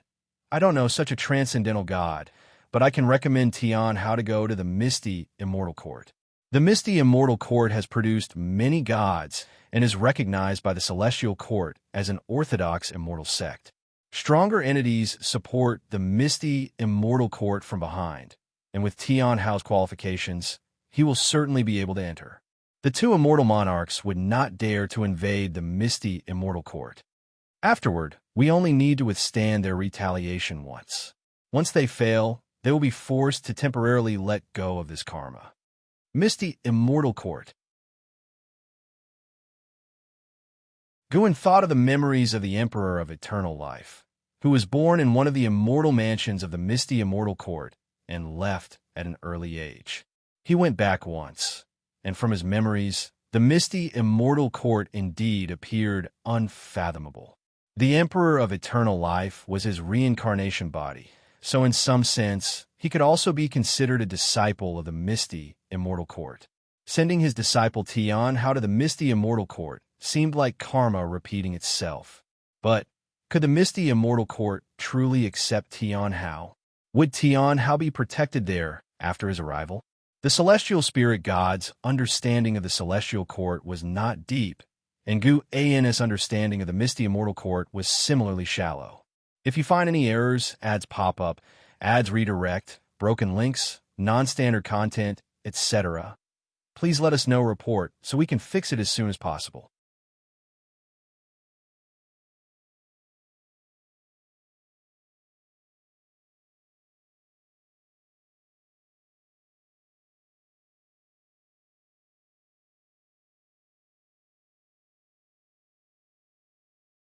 If you find any errors, ads pop up, ads redirect, broken links, non-standard content, etc., please let us know report so we can fix it as soon as possible.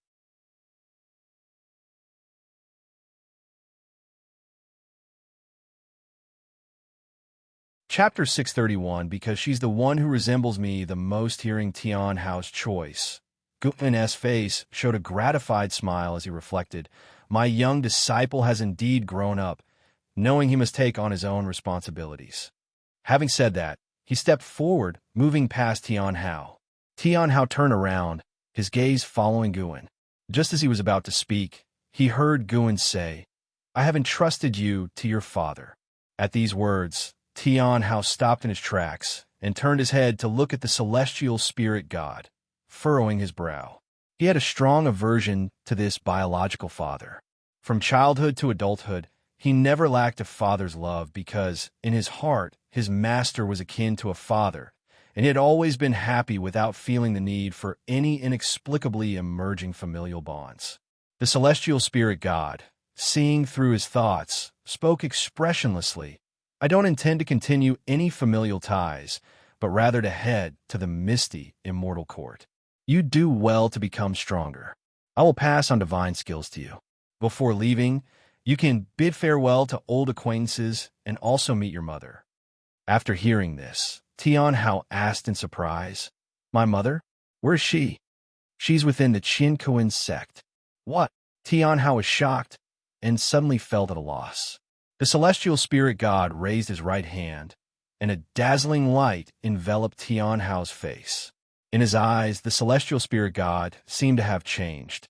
The terrifying cloud that had loomed over the celestial spirit great world for thousands of years eventually dissipated, and the innate demon race members of the human world swiftly vanished, with celebrations erupting everywhere for this victory.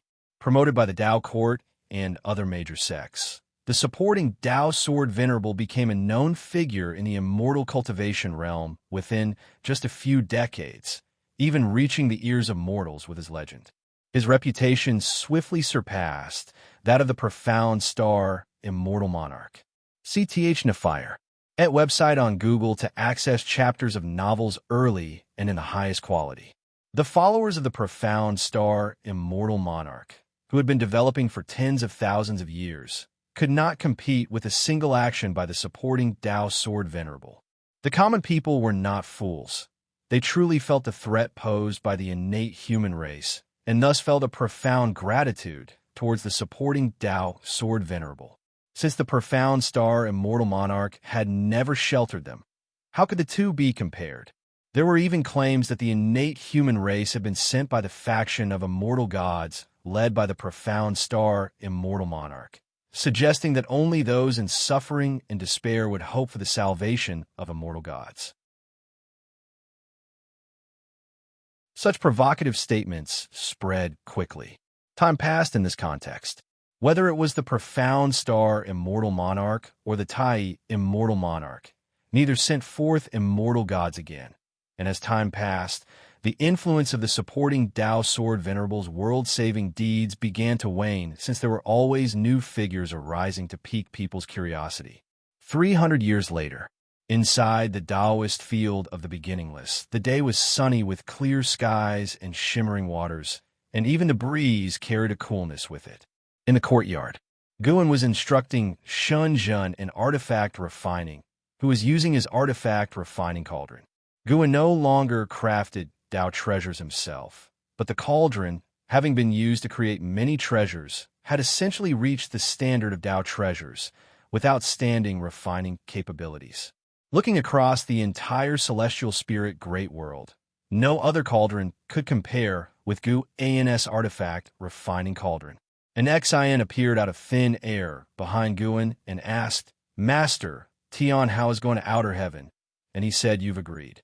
Is that true? Her tone was somewhat anxious. Although Tianhao had grown up, outer heaven was incredibly dangerous, and Tianhao was not yet at a level where he could ignore its threats.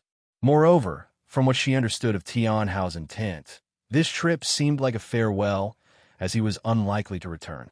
An Xian hadn't been overly warm to Tianhao from childhood, mainly finding it awkward and always reminded of an Hao when she saw him.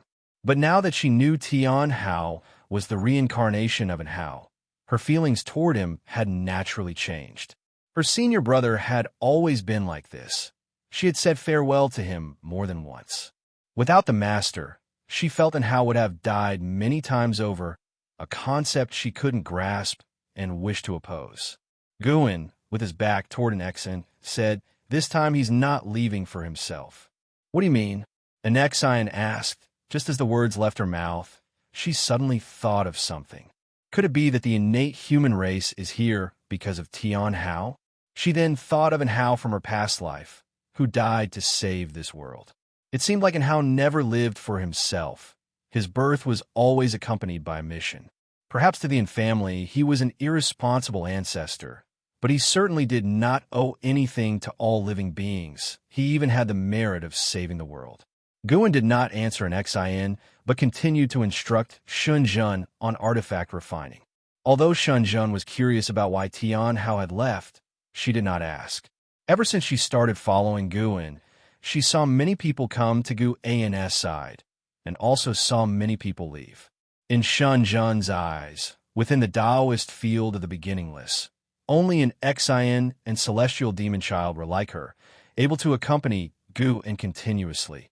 Everyone else more or less yearned for the outside world. It could even be said that they only endured here to become stronger.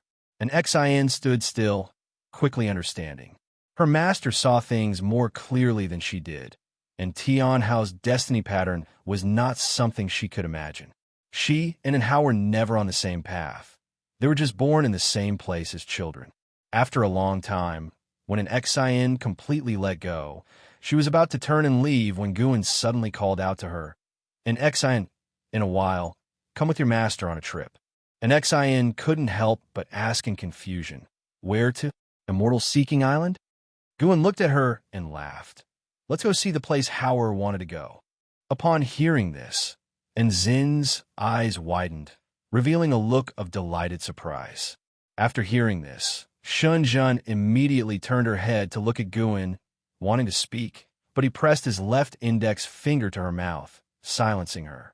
She could only widen her eyes, looking at him with a resentful expression. "Okay," an Xian quickly said, and then vanished on the spot.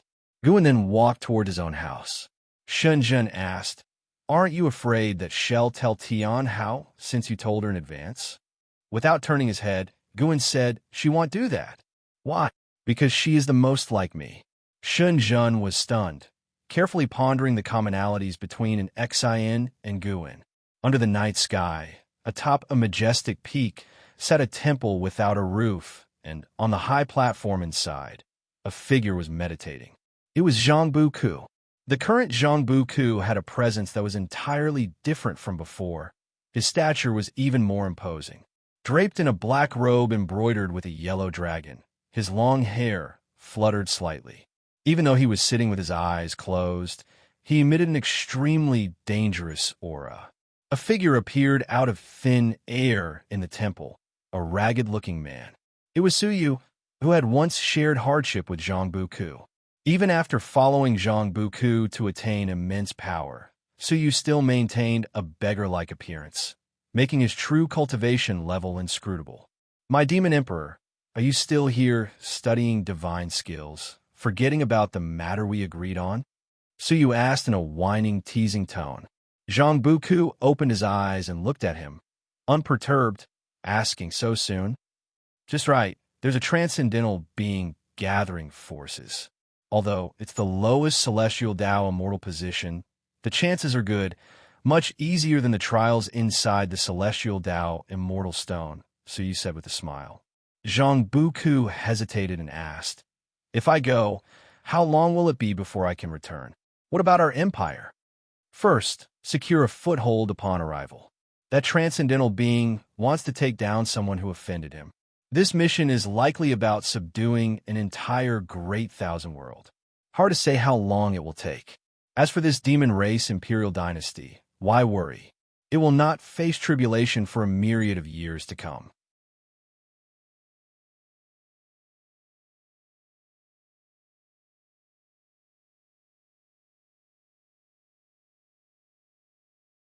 Chapter 632. The fortune of the immortal emperor's eye. Although Suyu's words were sharp, Zhang Ku had grown accustomed to them. Suyu played an undeniable role in his journey to this day. In critical moments, Suyu was always so reliable, and more than once rescued him from desperate situations. Their bond had long since become one of life and death trust. "Then let's go compete for an immortal position." Zhang Ku looked at Suyu and said earnestly. In his heart, though, he was thinking of two other people. If he could ascend to immortality, he should be able to find Master Gu and Liya. What expressions would they wear when faced with the immortal him? With this thought, his fighting spirit was ignited instantly, and his eyes blazed like torches. Su Yu, seeing him all of a sudden excited, sighed inwardly, truly an enigmatic fellow. At the end of the year, Guan stood on a cliff, braving the heavy snow, watching as the figures of the celestial spirit god and Tian Hao disappeared into the world gate. Guan could see that their journey was going smoothly, but the cause and effect beyond the misty immortal court became unpredictable, indicating that there lay mighty beings in the misty immortal court not to be underestimated. This was good. He needed the misty immortal court to be strong enough now. Moreover, Guan felt that even if Tian Hao was targeted, he would not die. Neither Profound Residence Immortal Monarch nor Tai Immortal Monarch seemed like they would send assassins for Tian Hao, but rather seemed more likely to capture him. Just like the 72 immortals of Jin Dong, upon discovering Tian Hao, they did not annihilate him with thunderous might. They even had the leisure to speak. Howard, what exactly is your origin? Gu An's gaze turned profound, his thoughts stretched even further. Who sent and how to Ziwei Immortal Palace? Why did they send and how away to escape the control of the Celestial Court? Even though he had reached Miaojin Deluo Immortal Realm Perfection in cultivation level, there were still things beyond his comprehension. He wasn't troubled by this, for he had means to resolve his current perplexities. That is, to break through. As long as he was strong enough, he would be able to see through the fog that lay before him. Guan looked for a while, then turned and walked down the mountain. The heavy snow soon covered his figure, and the footprints he left behind quickly disappeared without leaving a trace. Time is like this snow, erasing all marks in the world. Given enough time, even the strongest and most magnificent things will fade away. 10 years later, an Xian followed Guan on the mountain ridge. The setting sun stretched their shadows long.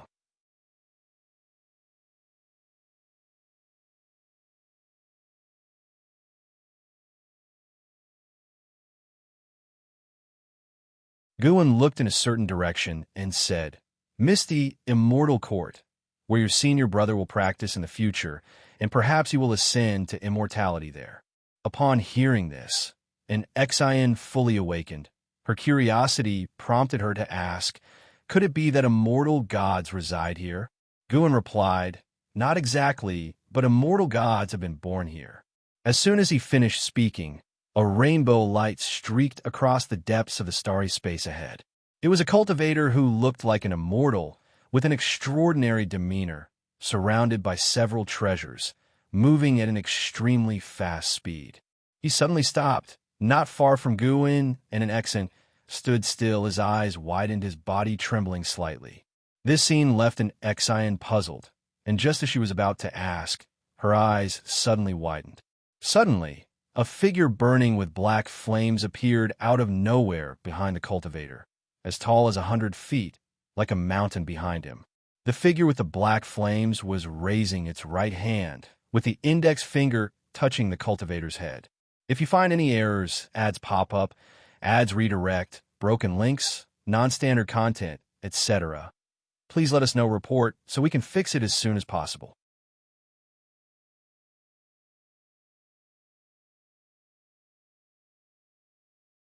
Chapter 633. The Great Tao is boundless. Looking at that black flame figure, an Xian was scared and dared not to speak, for fear of startling the other party. The figure appeared out of nowhere, and Xian was completely unaware. Now, just looking at him, she felt chilled to the bone. Even with the advancement of her immortal emperor's eye, she felt terrified when looking at this figure. This was an instinctive reaction to mortal danger, telling her at first glance that she was definitely no match for the other party. But soon, an Xian realized that the person seemed not to see them. She couldn't help but turn her head to look at her master, noticing his calm face, quietly watching the black flame figure and the cultivator. Even that cultivator being suppressed by the black flame figure seemed unfathomably profound to an Xian. Master, what is the cultivation level of the cultivator being pursued? Curiously, an Xian asked. Guan replied, heaven-encompassing free immortal, ranking above profound Yuan free immortal. Heaven encompassing? And Xian was startled. She knew that above free immortal was the Tao fruit realm, and also knew that the profound Yuan free immortal was the publicly recognized strongest realm in the celestial spirit great world. Even the master of the Tao court was of this realm. The existence stronger than the master of the Tao court was actually suppressed by an unknown being, leaving no room to display the might of a heaven-encompassing free immortal. And Xian asked further, what realm is the being behind him? Guan answered, innate golden immortal realm, ranking above heaven-encompassing free immortal, the first realm of the golden immortal Tao fruit. Innate golden immortal, and Zin's horizons were greatly broadened. The higher the cultivation, the less likely it is to overcome a higher realm. If you encounter a being of a much higher realm in the future, it is best to detour, do not try to be brave, Guan earnestly advised. Encountering such a battle was no coincidence. Guan had foreseen the nearby battle to the misty immortal court, and specifically brought an Xian to see, letting her understand the terrifying world beyond the Great Thousand World. The universe where the misty immortal court is located is not the Great Thousand World. It's more vast than the Great Thousand World, and the Tao rules here are even more intense. After calculations, Guan knew that such a universe was called the Tao universe, higher than the Great Thousand World. Don't worry, Master, I won't venture out alone. I want to keep cultivating by your side, and Xian said with a smile. She didn't find cultivating by Guan's side dull at all. She relished the feeling of becoming constantly stronger. Moreover, she could watch the ebb and flow of the human world. If she wished to go out and play, the Chinquan sect was a good place.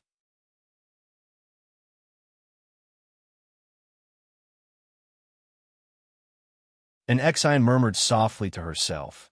A look of anticipation appeared on her face, hoping Tian Hao would show his peerless elegance in such a place. Guan spoke. The Great Thousand World is countless, as is the Tao universe. Even as your master, I am not clear on where the end of the Tao lies, nor how many Tao universes there are. Pursuing the Tao is the most wonderful world, and in the process of pursuit lies longevity. Sar the Nelfer. Net website on Google to access chapters of novels early and in the highest quality. My child, your immortal emperors, I should not only devour power, but also look at the Tao. The more scenery you see, the higher your Tao practice will be. Wuxia translates to without beginning, just like the infinite great Tao. Listening to Guan's words, and Zin's mindset also began to shift. Pursuing the great Tao? Is this why Master faces all calamities with a serene smile and confronts all tribulations with lightness?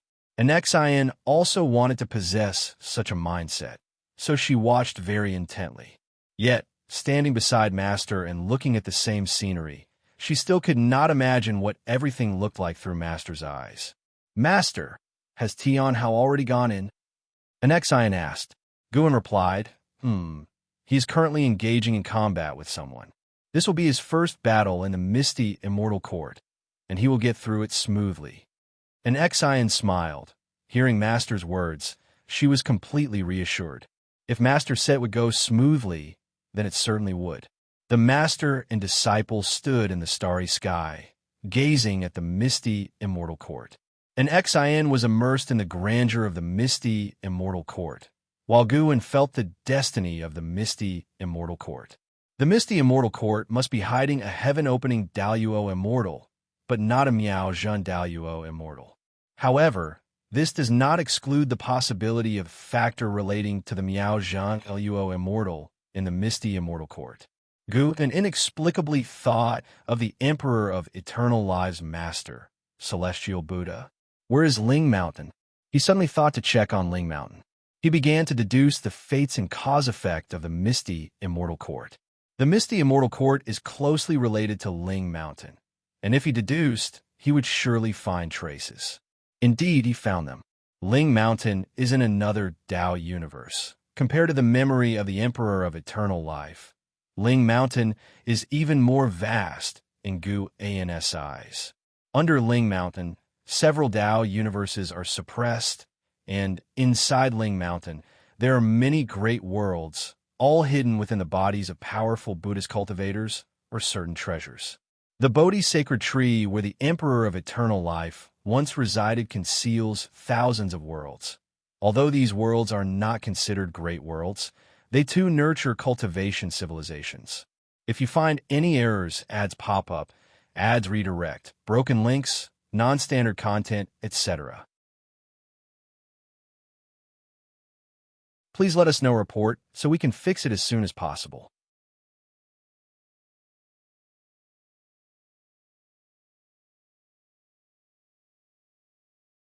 Chapter 634 10,000 years per page Gu and brought an Xian to the misty immortal court, indeed only to broaden her experiences.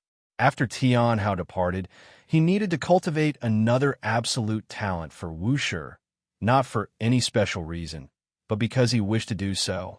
While an Xian was experiencing the misty immortal court, Guan was feeling the Ling Mountain. Following the endless cause and effect of Ling Mountain, he discovered a vaster heaven and earth, different planes, and he even glimpsed the River of Destiny. Upon seeing the River of Destiny, Guan couldn't help but think of a son from one of his past lives. Lu Xiaoxian, the son of Lu Han, born as a primordial cause and effect body. On the verge of death, Lu Han asked Lu Xiaoxian to revive himself, but somehow, Lu Xiaoxian became bound to the River of Destiny, unable to escape from it, yet also thus gaining eternal lifespan. Throughout the long years, Guan occasionally observed Lu Xiaoxian, who, after merging with the River of Destiny, seemed like its guardian. His cultivation level was far inferior to Gu An's current one, but with the River of Destiny, no one could completely annihilate him. Lu Xiaoxian kept searching for his parents within the River of Destiny. Guan saw this, but was powerless to help. Gu An's exploration into the path of destiny was profound. He could feel Lu Xiaoxian's obsession. If he could meet his father, the obsession would dissipate, and Lu Xiaoxian would perish, not entering reincarnation. Thus, Guan wanted to wait until he was powerful enough to save Lu Xiaoxian before intervening. The lifespan reincarnation allowed Gu and to enhance his understanding of the Great Tao and even his life experiences, but it also left many regrets.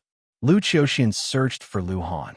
The Black Profound Emperor sought desperately for Fairy Bai Xian. The Emperor of Eternal Life wanted to save Fairy Yao Xian. Other reincarnated beings also had their own regrets, though Guan had few emotional regrets. It was only before death that he felt regret for not reaching a higher realm. Gu An's gaze quickly found Lu Xiaoxian. Lu Xiaoxian was meditating within the River of Destiny. He wasn't cultivating, but endless searching within destiny for traces of his parents. His cultivation level would strengthen over time, and by aura, it was already comparable to the heaven-encompassing free immortal realm. Guan suddenly wanted to know what Lu Xiaoxian's state of mind was like over the long years. His pupils suddenly changed, transforming into the immortal emperor's eye. The meditating Lu Xiaoxian opened his eyes, frowning as he looked all around. Guan ceased his probing, feeling somewhat surprised inside. The heaven-encompassing free immortal can sense the surveillance of this Miao Zhan Daluo immortal. He felt relieved. Lu Xiaoxian indeed had an extraordinary demeanor. If he were still alive today, his cultivation level would certainly be even higher than it is now. Just as Guan was about to withdraw his gaze, his brow suddenly furrowed. Among the countless causes and effects surrounding Lu Xiaoxian, he saw a figure approaching Lu Xiaoxian. This figure was very blurry, carrying an overwhelming murderous intent. Guan couldn't see through this figure, only that it was approaching Lu Xiaoxian, and even could not calculate when it would reach behind Lu Xiaoxian.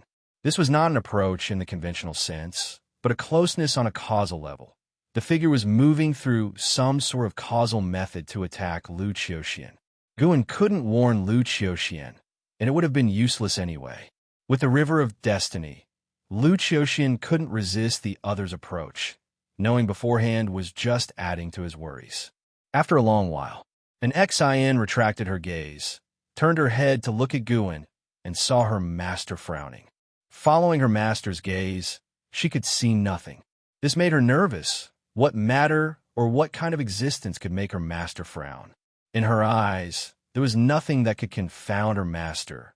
Even a deceased person, her master could retrieve them from reincarnation. Guin's brow smoothed out. He turned his head to look at Nexen and smiled, asking, "Ready to go back?"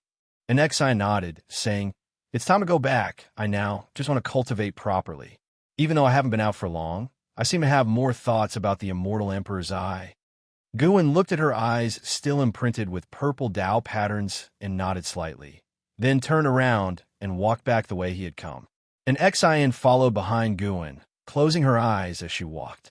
With each step, she left behind a shadow, identical to herself, as if it was a duplicate. 10 steps left 10 shadows.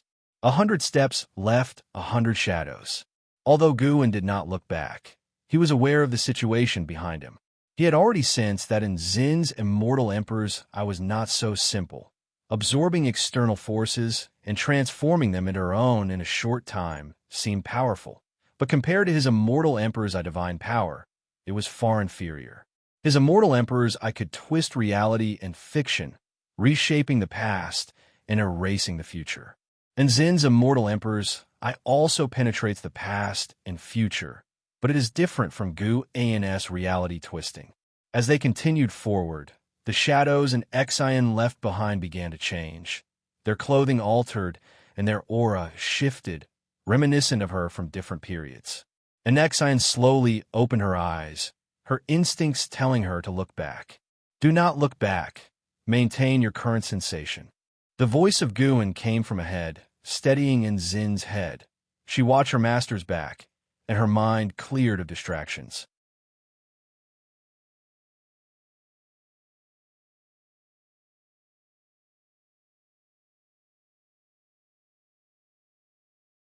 Chapter 635, Guin versus Immortal Monarch. Master, do you think the Emperor Tianhong of the Dao Court can match Tian Hao? Celestial Cyan turned her head to look at Guin, asking seriously. She couldn't argue with Tian Bai, who always believed that no one could surpass Tian Hao. However, the cultivation speed of Emperor Tianhong was not inferior to Tian Hao, and his battle achievements were even more fierce, often winning across realms and even having records of won against many cross-realm victories, which were both ancient and brilliant. Coupled with the momentum built by Dao Court, the people have already forgotten Tian Hao and only sing praises to Emperor Tianhong.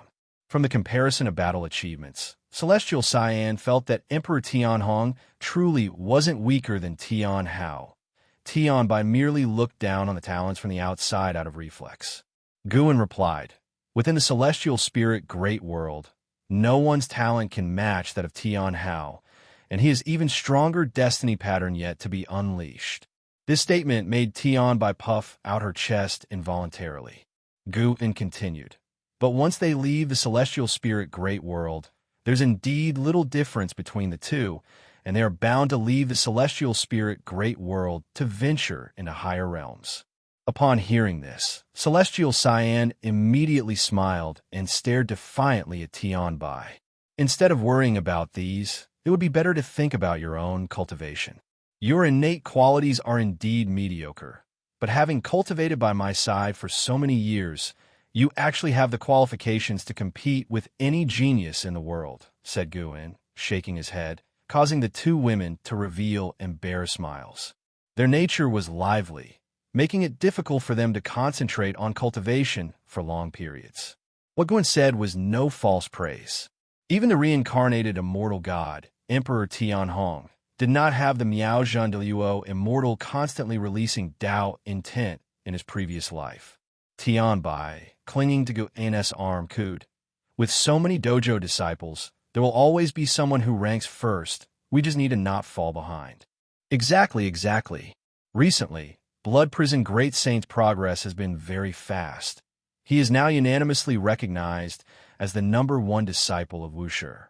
"I feel that Emperor Tianhong is no match for him," said Celestial Cyan, hugging Gu An's other arm with a look of agreement, standing with Tian Bai against Gu An's stern criticism. Guan said earnestly, "Actually, in my eyes, you are not inferior to the blood prison great saint. In some respects, I even think you are the most formidable because you have each other. Just like the Tao treasures I crafted for you, they're meant to complement each other."